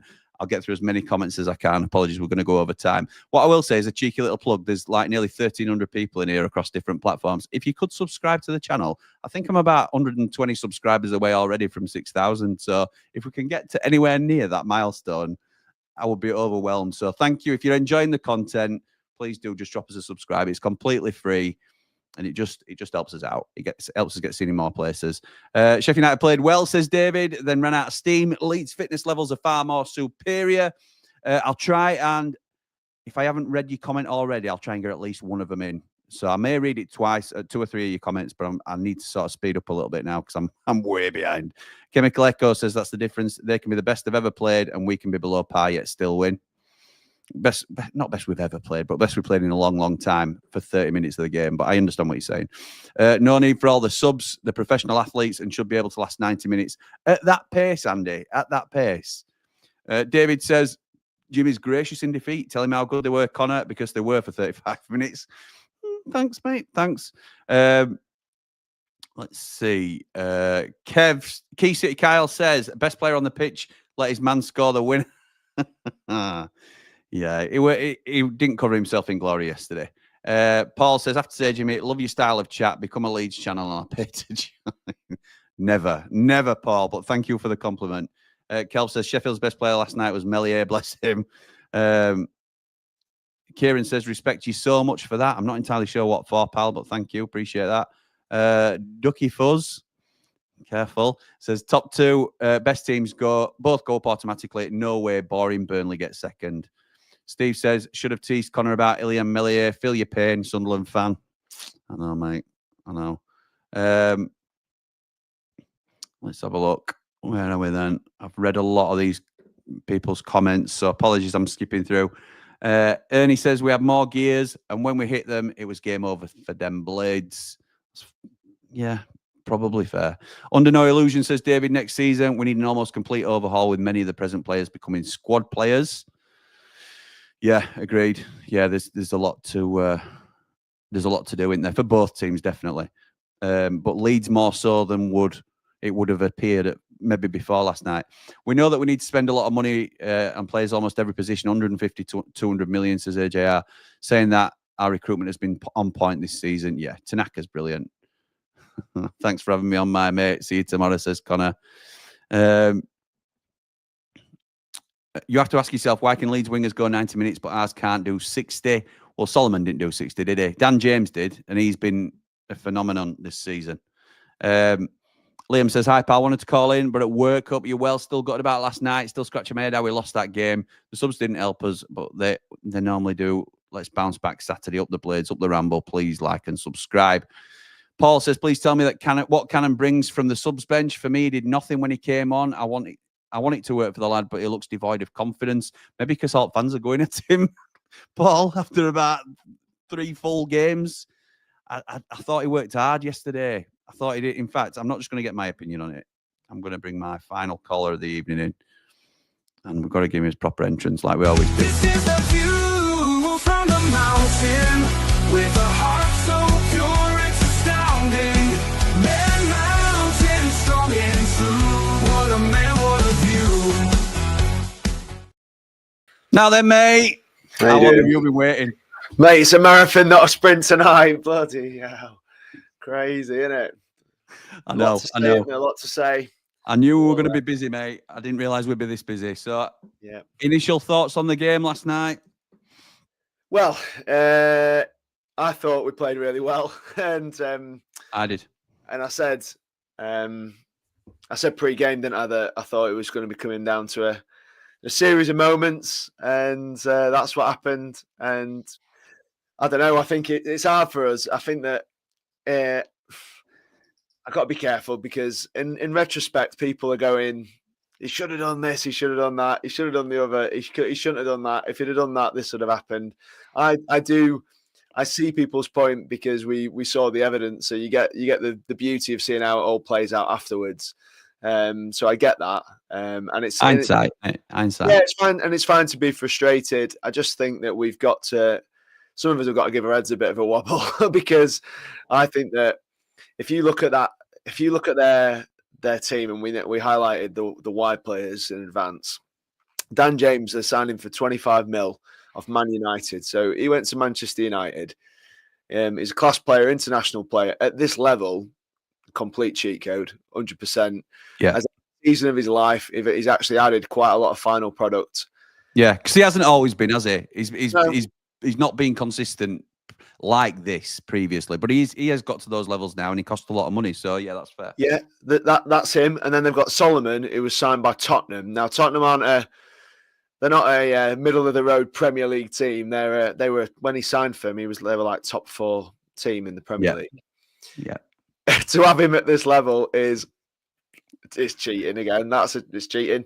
And then you've got Willie Nonto, who who they slapped a 50 million price tag on to stop Can't get in. to stop him from leaving. Oh, you sit there, mate. You're going to watch. And it's like, and you go into yourself, right? Okay, I get it. And the thing is, I was so proud of the performance because I thought we really, really went for it and really took it to him. And everyone showed up. And I did say about Clark, and I don't want to dig him out because I do think Solomon is incredibly hard to stop. Yeah, agreed. Agreed. And when he gets isolated one-on-one, there's not many Premier League defenders who can stop him. You've got to show him line, though, haven't you? You've got to show him the line. You say that, Jim. You say that. I'm not saying he can't go either way because he probably can, but it's the. He can, and he did. He can, and he did. Harry Clark never laid a glove on him. I thought he was quiet second half. No, okay, that's fair. That's fair because I thought that Sheffield United had real spells in that game and won a lot of battles in that game. I thought Vinny Souza was that is the best we've ever seen of Vinny Souza. That is for sure. He was absolutely terrific. I thought. I think we always second guess the substitutions because we don't know the conditions of the players. I think Tyrese Campbell has become such an essential player for us that anything that happened after him going off, and he went off on 60 minutes. So he had an hour in his legs because when he came off, I could see he was you could see he was stiffening up and tightening up and what have you. And it wasn't that long ago we thought he'd done his hamstring, was it? So he did an hour, and he is the difference for us. And I think Cannon's going to get a rough press because he can't offer us what Campbell can. So he can't offer us the channel runs, the pace to get in. On the Although I thought he showed a decent turn of pace at times last night. Who Cannon? Yeah. I thought it looked all right. But it's a different thing, Jim, because I saw Cannon make runs. Now Tyrese Campbell arcs his run. He tells the player. He says to him, "Yeah, he does. Put it right here." Yeah, and what you get with Cannon is they play the ball and he runs after it. There's where Campbell's going, don't you? You know where to play Campbell in. There's a difference. His running's really intelligent, so he sort of arcs his run half the time, and it's like at times he was pointing. He said, "Stick it in there. I'm going." Do you know what I mean? He'll like go around outside a Bogle, won't he, and come in behind him and stuff like that. So right. But that's know-how. And Cannon, I don't think he's that kind of player. I don't think he's slow. But there was one that was played through to him again last night where I thought he should have got on the end of that. I thought, oh, Cannon, if you put the foot down there, you might have got on the end of it. There was one that the way he went through. I think we like you said, if it was me and he was fit, there's no way Campbell's leaving that pitch. I think he is a massive, massive threat. He's our number one threat, I'd say, on that pitch last night. Yeah. And so I just think that when we said, "Oh, we're sitting back now," and you can say Davis comes on to be a bit more defensive. I understand people's thought process, but when you break down the moments in the game, Melier nearly chucked it in for him a couple of times. That ball didn't drop to our player. That's another day that happens, and it's Gruver's made an amazing stop on the way he had round the corner. I know. It's incredible. Yeah. I know you said about Strike getting the header, and when they jump together, it looks like he's the one that heads it. It isn't him. It's Firpo. So there's the two of them both going for the ball. When you said it on here a minute ago, I got it straight on my phone to have a little look again, and it's on the BBC. Firpo got the assist for the second goal to Tanaka. Did he? Yeah. So they both jumped together. And they are so jumping together, but you just see if you slow it right down like I was doing, tap, tap, tap. Who had Firpo then? Well, this is it. So Vinny Souza gets drawn towards the ball and jumps underneath the ball. So it goes over Vinny Souza's head. So he's about a metre ahead of where he needs to be. And that goes up there. So I think them two... Strike as well. Anel Amadodzic does not challenge for that ball. And the two Leeds lads are both attacking the ball. That's why you think it's Strauch who gets on the end. It's actually Firpo who gets on the end of it. And I think my thing is, my only criticism, if I'm allowed to have one of Wilder, and I will today. Sorry, no, not me badge off. Not me badge off, Jim. I love that. Love the badge, mate. Yeah, I went and get it for you. So there. So my only criticism was, and the only thing about the substitutions last night that really, really bothered me, I think the ones that he made were forced. I think Campbell had to come off looking at it. I don't think you take Brereton Diaz off if he's fully fit. I think Jez still had a threat in him. There's something there. I think a lot of these players are coming back, aren't they, to fitness from being injured. Yeah.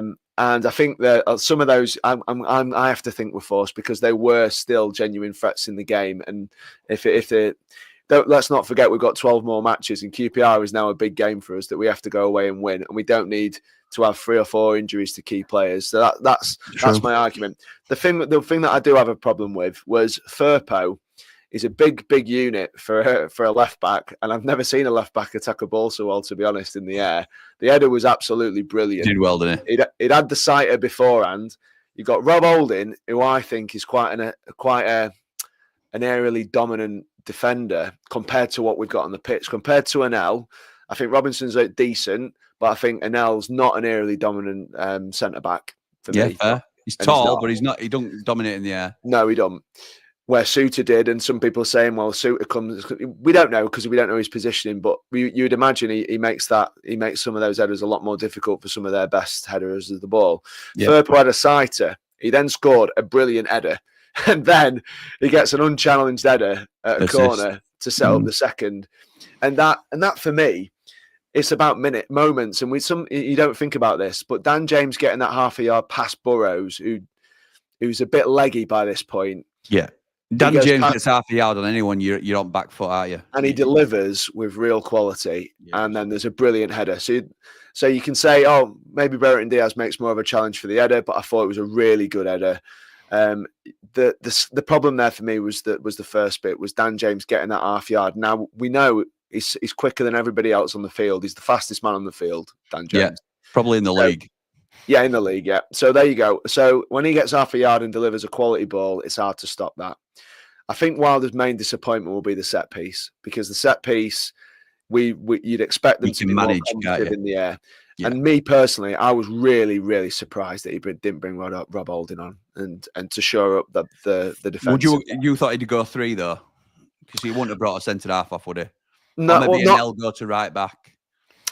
Yeah, possibly. I could possibly see that and put Chowdhury in as a holding midfielder to shore up the middle, possibly. But yeah, that could be a way to go, especially when we were getting a bit dominated in the air, like from those crosses. They're good in the air. They've got good players who head the ball. So, and Strout's proved that all season. You know, how many goals does he have to score for us to figure that one out? But I think that that was my crook. That was my problem with what happened. But on the rest of it, you've got to say we played really, really well. On another day, we can win that game. I don't care what anyone tells me. With 5 minutes to play in the game, if he stops the cross, the first one doesn't have to go in. In the second one, if we challenge the header and win the header and mark properly, and then Peck could clear that off the line as well. So there was a number of things that happened that didn't go our way, and maybe that was our fault because we didn't challenge. The third one, I don't know what you say to that. Again, I said it to you, didn't I? I don't blame Cooper for that goal going in. It's a hell of a strike. It is an absolute bullet, and I'd love to know how fast it was. He really struck it with proper venom, and that was after we'd been deflated after 2-1. So Ed's go down. Maybe the intensity drops slightly to think, oh no, we can't quite do it now, and then he rifles that in. Now, I personally, like you, I think Cooper will look at that, being a man of standards, and think that possibly he could have done a bit better, because it does. He gets a good... And that is judging him by Michael Cooper standards, isn't it? It's not like you expect your goalkeeper to save it. That's what we would say. Like, at Michael Cooper, the level he's been playing for us, we'll have fancied him to keep that out. I'd expected Gerbic to plant his feet and fall over backwards. Yeah, and watched it go past him. He'd have planted his feet and he'd have gone... Chuffing garbage. He'd have fell over as it rifles in, and he would. And I just think that Cooper, in his own standards, may think that he could have done a bit better. But I think the key difference here, and it wasn't massive. I think that Leeds United have had this team firing on all cylinders. That we are getting to the business end of the season, and they're getting better and better and better and better as the season goes along, which is understandable because they're getting more and more into a rhythm of how they play. And you look at that, you look at the bench, and you say to yourself, we've got 3 of the 4 best wingers in the division. I'd say Doak gets himself in there. Yeah, I've seen this season.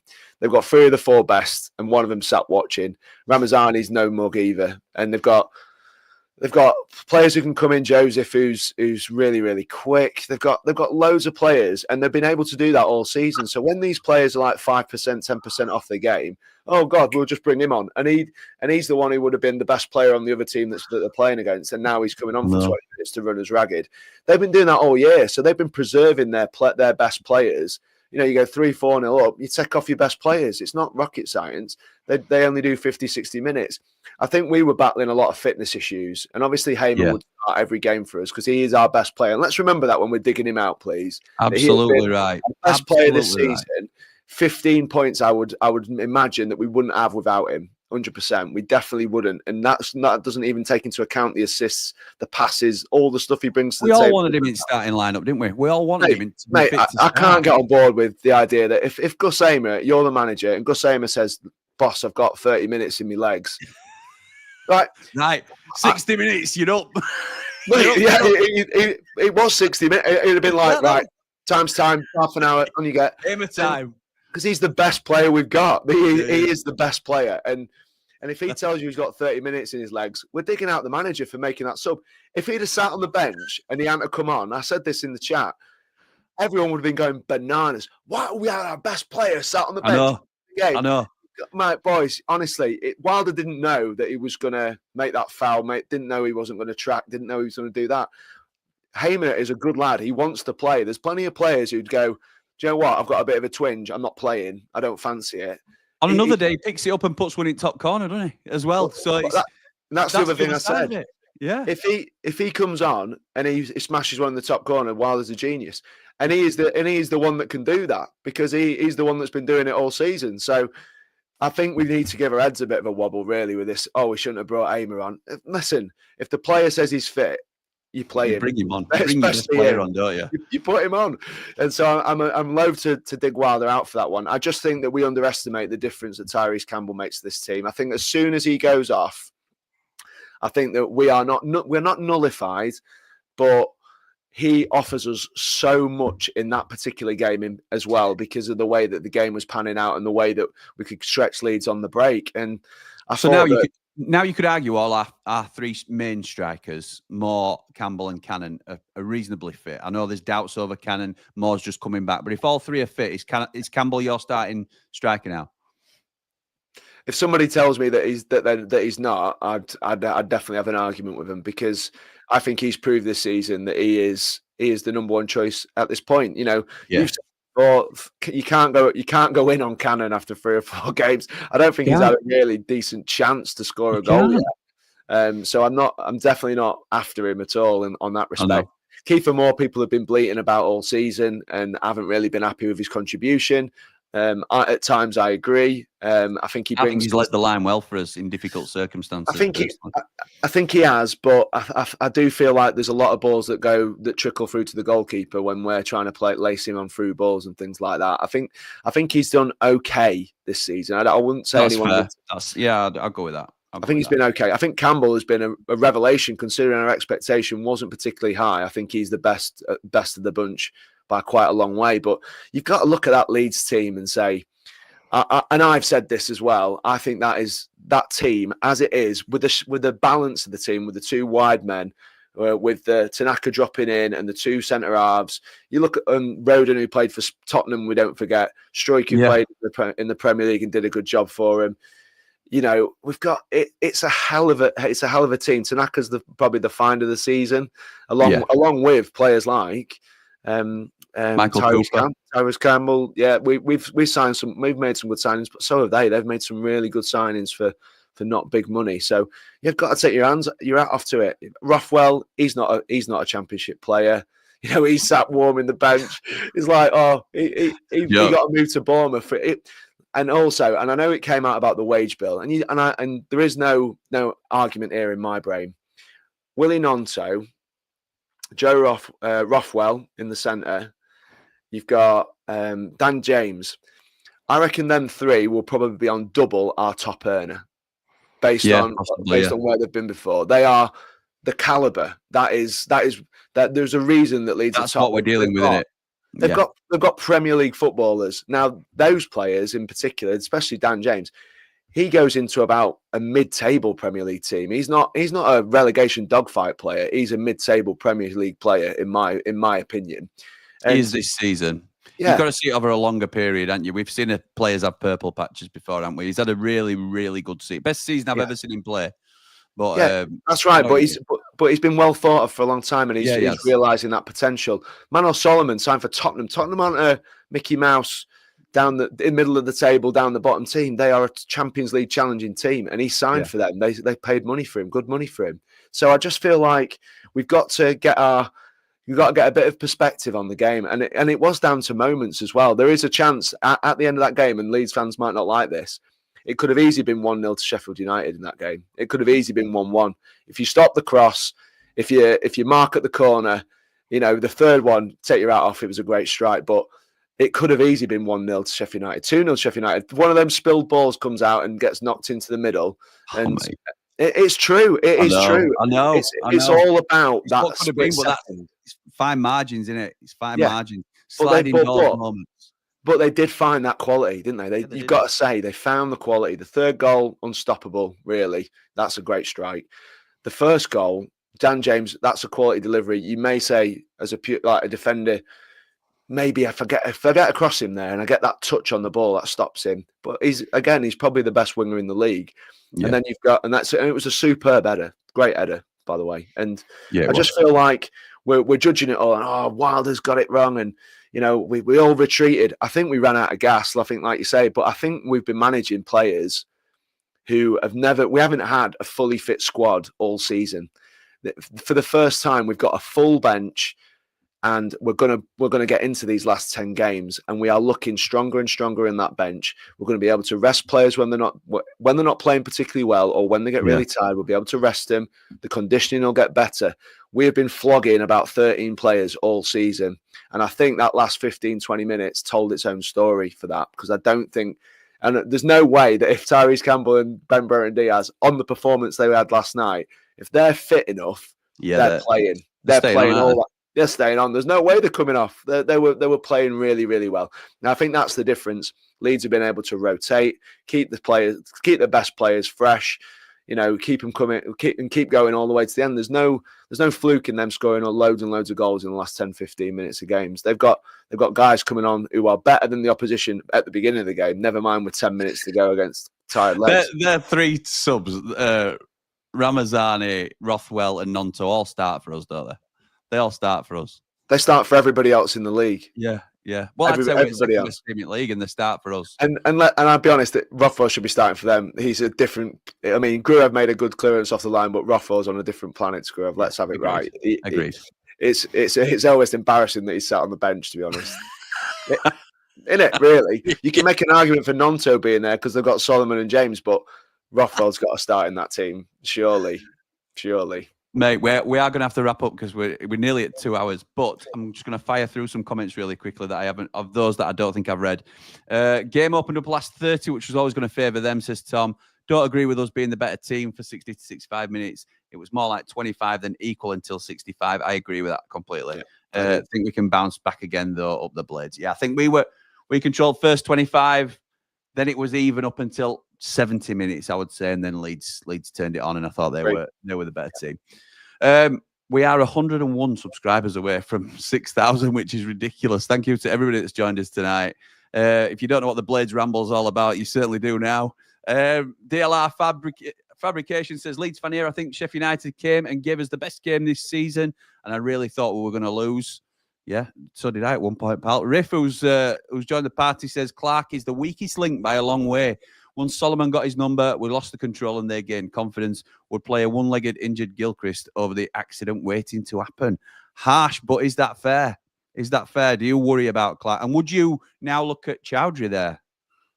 Yeah, 100%. Right. Yeah, definitely. There's no doubt in my head that Chowdhury was much more. Definitely laid a glove, didn't he? He put a couple of good tackles in. Made it much more difficult for him. I think Clark really, really struggles going backwards. I can see why Ipswich have gone, yeah, you can have him, because I think he's got some really nice touches in and around the box when he gets the opportunity. He's shown that really, but yeah, we'd identified it in another game, and when he named the four, I thought, oh dear, here we go. Because and it proved absolutely right. Solomon, every time he had the ball, I was like, this could be a goal. This could be. He was the out ball for him, wasn't he? First half, he would just fire it down that left-hand side because he's going to take Clark on. And that's where they saw our weakness in that first half. In the second half, it was down our left. So anyway, Michael says, I think with you saying we couldn't live with you and we'll struggle in the Prem, your boys came out and reacted to the fans and the occasion, and we started slow. After 30 minutes, we took over. See you next season for a Yorkshire derby in the Prem. Champions again. Ole, ole. I stand by that, Michael. I think because you are going to play a lot better teams than Sheffield United next season.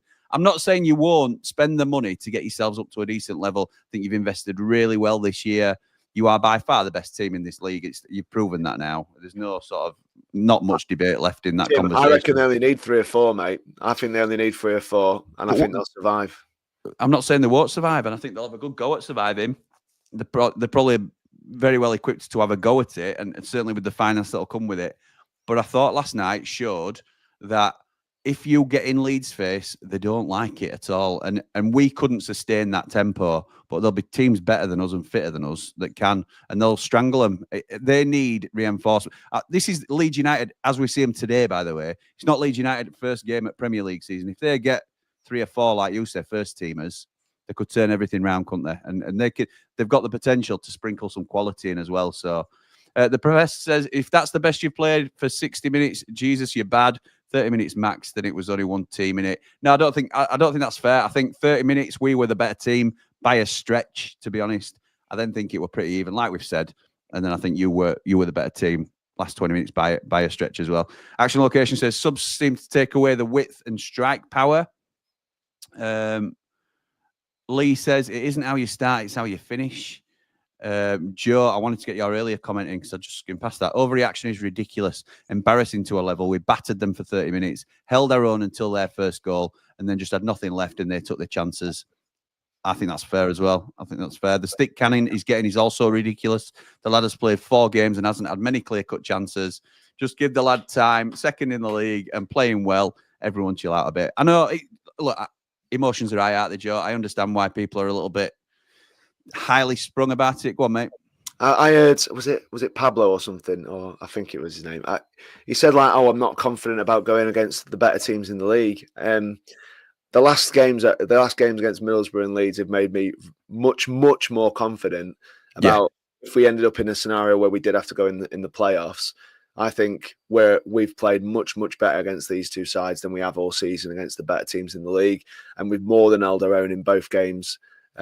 Winning one and obviously losing this one, but I think I'm so much more confident because I think we've raised our game to the team that we're playing against, and I think we should be more confident. I agree, mate.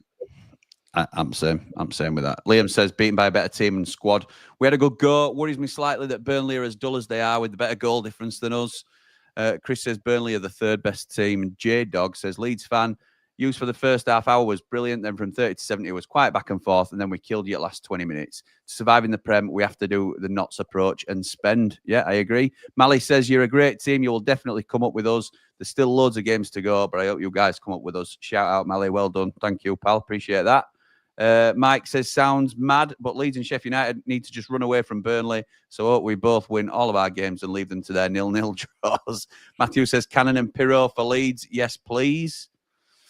I think you might be on your own shouting that out. But David says, you say you played well for 60 minutes, but you had to score, but we had to score the goal for you. I thought we played really well for the first half. I'm not going to keep repeating myself on that. But Tim says, Elliot made a great save as well, by the way, in the build-up. Yeah, he did. He touches that onto the bar. It's a brilliant save. Tim Cook says, it might have been an idea to go 3-5-2 in the second half after the injury to Harry Clark. Again, you touched on that, Paul, didn't you? You'd have brought Rob Holding on, particularly when they started turning the screw. And you can make arguments for it. I think that's fair. There's no shame in losing to the mighty Leeds. 5-1 over 2 games, says Adam. Personally, I think you'll finish second. Good luck in your upcoming games. Thank you, pal. Click says, I know. Click says, evening, Jim. Don't mind last night, but your main games beat the Wendy's and Burnley, and you go up, mate, up the round. I agree with that. Bobby says, willing to accept that Firpo is the best left back in the league now. He was brilliant. Thought he had a very good game, but I'd rather have Harrison Burrows, personally. CB says, 2 reasons why you played well for 60 minutes or whatever. 1, you played Leeds, and all teams raised their game when they played Leeds. 2, you played the team at the top, and you wanted to get above them. Fair dues. Farker the Bus says, up till last night, Sunderland were the best team we've faced. Credit to Wilder and his tactics. Knew our main weakness and played on it. After 55, then we started to get control. Great game. Hope we both go up. Love that. I'm loving that sort of mentality. Oh, Glenn the cat killed Duff.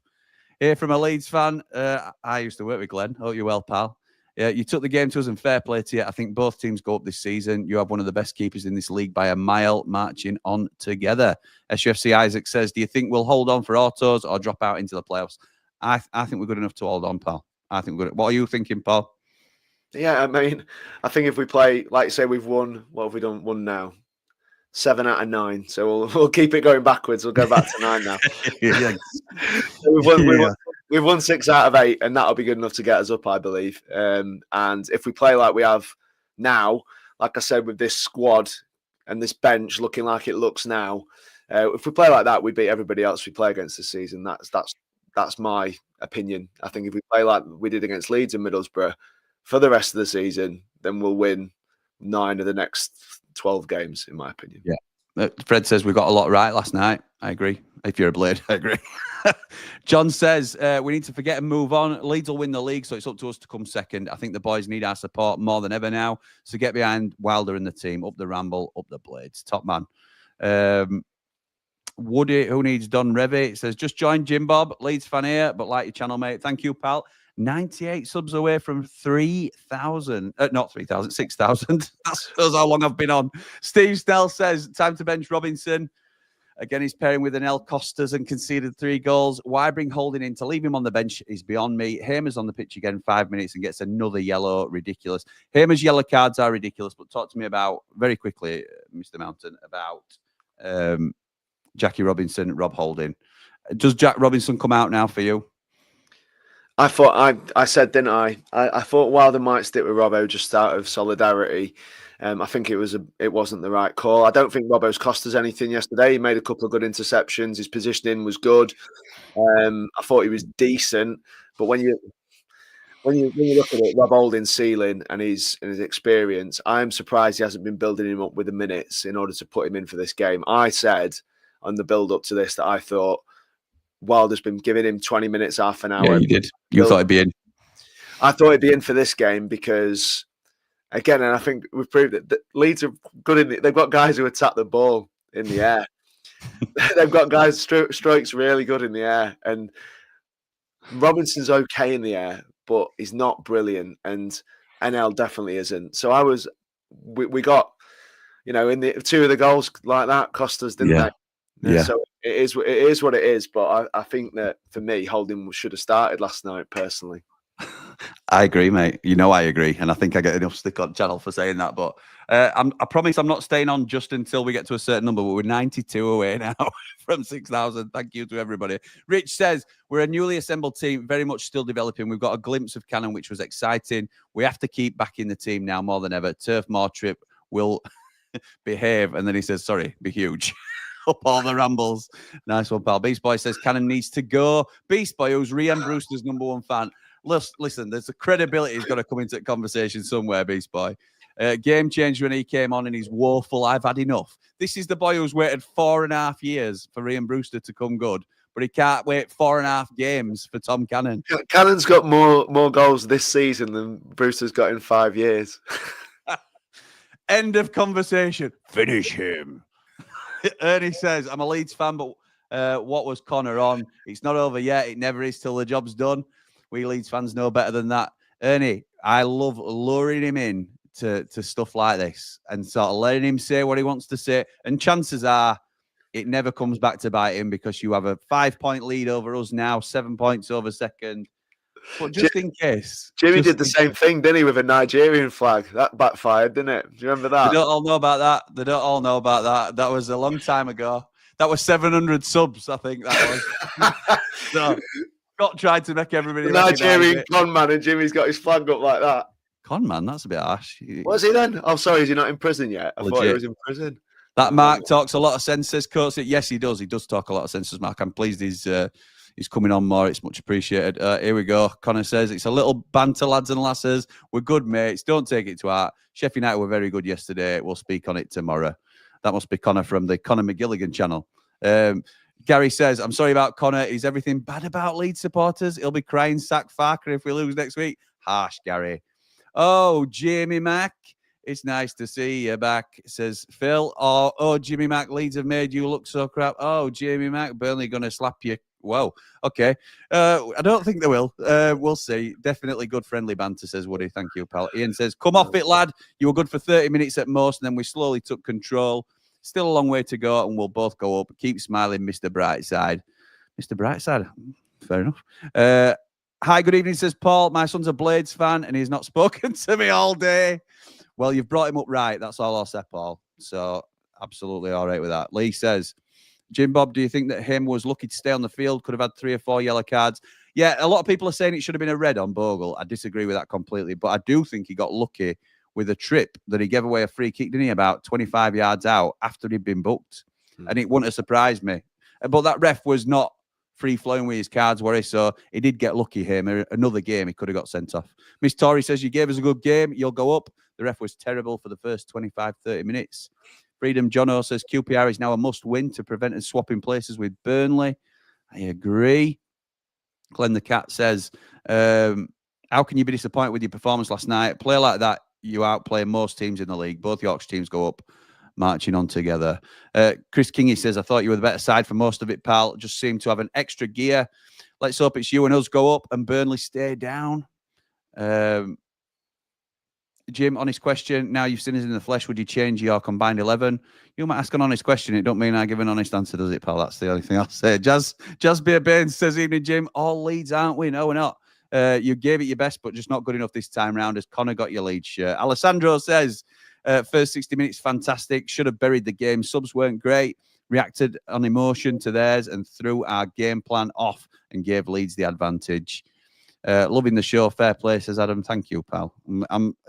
It's always good when these two teams clash because you know you're going to get some fiery interactions, and thankfully it's remained quite civil. Leeds fan here says, Aid, first 30, Sheffield United better side. Second 30 was even. Final 30 was the difference. 3-1 flattered us, but 2-1 to Leeds would have been a fair result. I agree with that. I think that's probably about right. Matt says, for all the tactical blunders, the biggest issue I saw was fitness. United didn't have the lungs or legs to stay in the game. Leeds stayed stronger, cycled through the wingers, and Rothwell exploited spaces. I agree that we ran out of legs, but I don't think it's necessarily just a fitness issue. I don't think we're an unfit side. I just think we went hell for leather for the first half, really, probably the first 30 minutes, if you like. Do you think there's merit to that, Paul, that it was just so full tilt? I think that we over-egged that the tactics and bits and bobs. I think there were forced changes. Again, I think there were changes that if they didn't have to be made, wouldn't have been made. In some respects, I can't believe that he thinks taking off the two main threats on the pitch is a good idea. They must have been blowing. They looked like they were blowing when they came off. They looked like they were running a bit funny. But I was just thinking about that combined 11, Jim. I was just thinking about it to myself there. I think on the back of yesterday, although Peru scored an amazing goal, I'd definitely have Campbell over Peru. I would definitely. I'd also. You could argue Pirro turned up when it mattered and got a great third goal. Yeah, but for 85 minutes, anonymous. His record's brilliant, but yeah, that was his highlight, wasn't it? Because I didn't think he was up to much other than that. And I think Hamer plays in the 10 if obviously the two Leeds wingers, probably the third and the fourth Leeds wingers, they probably have all. Then you've got Sousa's in all day. Sousa and Tanaka would make an unbelievable midfield in there. Yeah, so you've got same team as me so far. On the evidence of last night, Jim, I have to say, I'd have the Leeds. I'd have all four Leeds at the back. I would, based on what I watched last night, and then there's the goalkeeper, obviously, who's Coops. So I think there's 4 players that get into their team, and I'd still have O'Hare over Aronson as well, personally. But that's my 4. I think they get all back 4, Jim. Looking at last night, Firpo was unbelievable. Firpo was unbelievable last night. Paul rightly says, you made us quiet, but we made you guys leave early. Fair. Are you not happy with me, Jim? You've gone all quiet on me, didn't you? I can't believe you just put all 4 Leeds defenders in. I think it's true. I think it's right. You're just trying to curry favour now, so you get more views on more videos than me.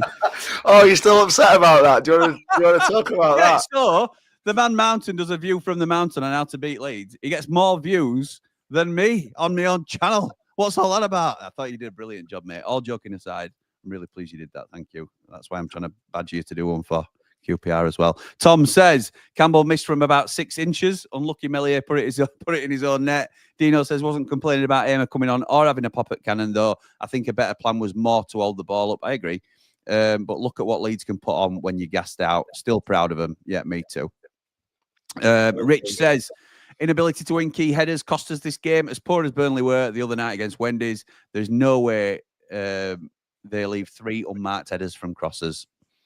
Leeds are 10-1 against the City of Sheffield this season. 10 goals to 1. All right, Super Joe. 100% Leeds, Sheffield United going up. Cov will be joining you. Play up Sky Blues, says Finn. Fair dues. Fair dues. Up the Ramble, says Jasbeer Baines. Thank you, pal. Josh says it was Firpo who won the header from the... Yeah, Paul's just put me right on that. Being a bit harsh on Robinson. Wouldn't be for the first time, Josh, to be honest. Jerome Huizing says, enjoying the game from the Netherlands yesterday. Definitely the best 2 in the Championship. Hoping to be able to be at Ellen Road and Bramall Lane the Easter weekend. Okay, good stuff. Good stuff. Wayne says, long way until the Burnley match. Should have done it before then. Hopefully, Wayne. I agree. We're looking towards that Burnley match, and there's a long way to go yet in there. Press the like button, says people, says Bjorn. Thank you, pal. I'll just give you an update on the numbers. We are...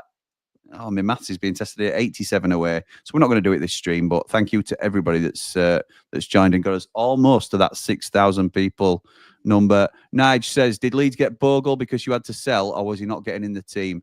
He was getting in the team. He's last year of his contract and he wanted to go to Leeds. That is the honest appraisal of what happened. It was the money, yeah, and I don't blame him personally.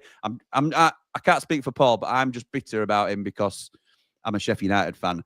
If you take your Sheffield United hat off and you completely understand the move, because you're top of the league by 5 points, which already justifies his decision. He's on more money. He don't have to move house. He's got more chance of playing in Premier League with you guys, I suppose. We didn't, when he left us, we just had 20 players walk out the door out of contracts. We didn't know what sort of squad we were going to assemble. He didn't have a clue. So when I'm being sensible about it, I don't judge him. When I'm being a blade, I'm bitter because he's gone to our promotion rivals. So that's the only reason I'm a little bit down. He fits in that team absolutely perfect. He plays every game for us like he has Leeds this season. Plays every game. He plays as a right midfielder, which is what I've said he is for years. He's definitely he's not a right back. He's a right midfielder. Kel says we played well and great performance and we dominated them first half. My name is Jeff says very balanced analysis, lads. To be fair, thank you, pal. But Jim Bob will still be wearing a full Leeds kit soon. It was a shirt. It's not a full kit. I'll just clarify that straight away. Drum VC. Socks up. I know, mate. I know. Was the issue that you guys had put too much in during the first half and too many really not fit enough? Result was almost inevitable. Yeah, I think we put too much in first half. But that could have paid off if we'd have... Chris says, Jim, you have to change 90 after 90 to another name because you never finish after 90 minutes. Imagine if there was this much injury time in football. Yeah, I know it's Farker time. That's what they call it, I think. Couldn't agree more about the Hamer coming on. Everyone watching would have put him on. Absolutely right, Will. Absolutely right. 1MCC says, Kamikaze pressing was impressive but tiring and the Blades tired. They tired after 30 minutes and picked it back up again for 10 to 15 in second. Leeds then turned the screw for the last 20. Absolutely right. Can we still get promoted, says Kel? I think we can. We just have to win games and get the 3 points. Up the Blades, up the Ramble, up behind the Ramble. Thank you very much. Gloves are off. Sweet Science says you were gifted a goal by the clumsiness. Ollie says, Cannon triple the price of Nonto. Yeah, that's true. Okay, all right.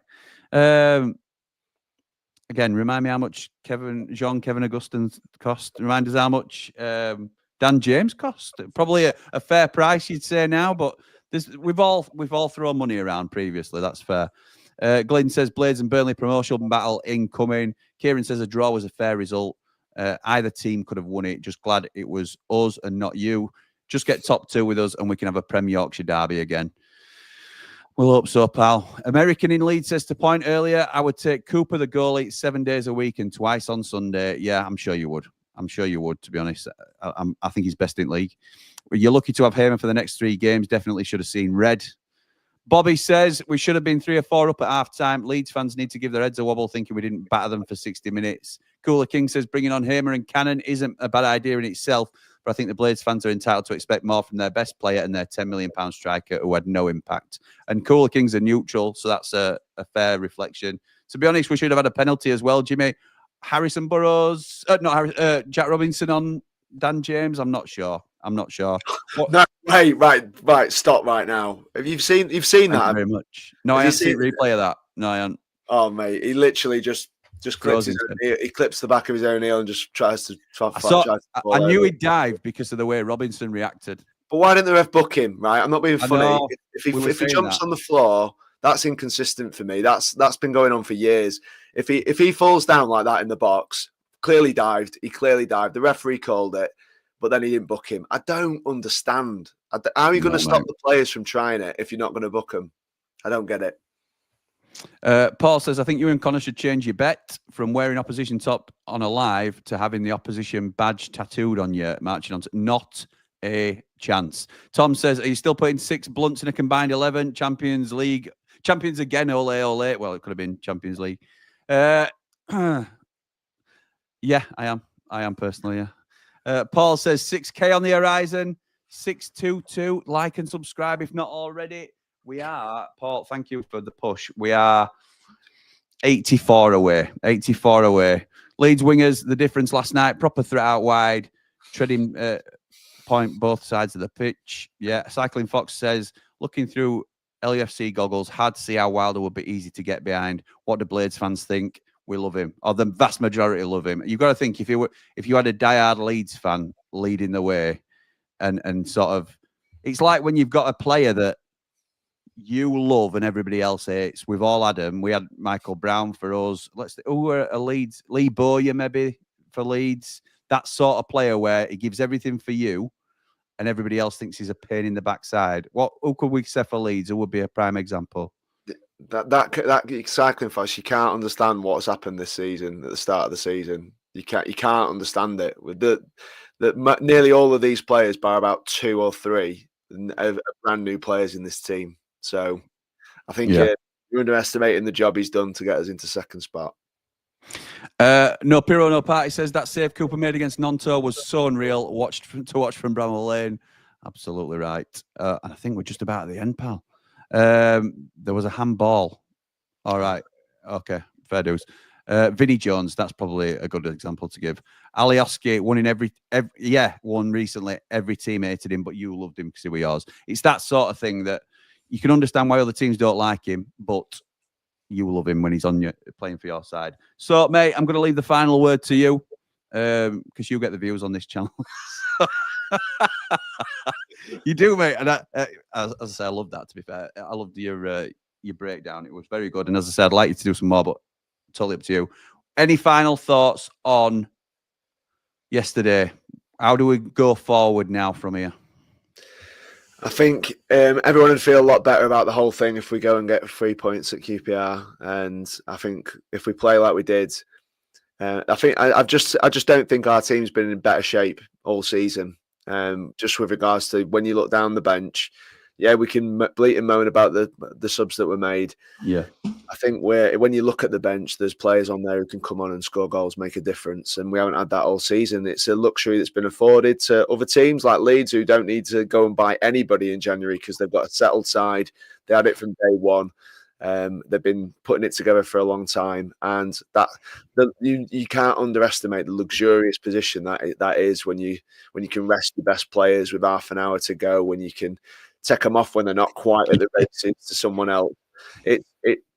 Our team, some of the performances from our individual players have been outstanding. Vinny Sousa being the one yesterday, and when he's not quite at the races, there isn't anyone who's coming on to go, oh, we'll just put him in there. Yeah, that's right. gap because he's not quite at the races today. And, you know, these are championship players. They're not always at it.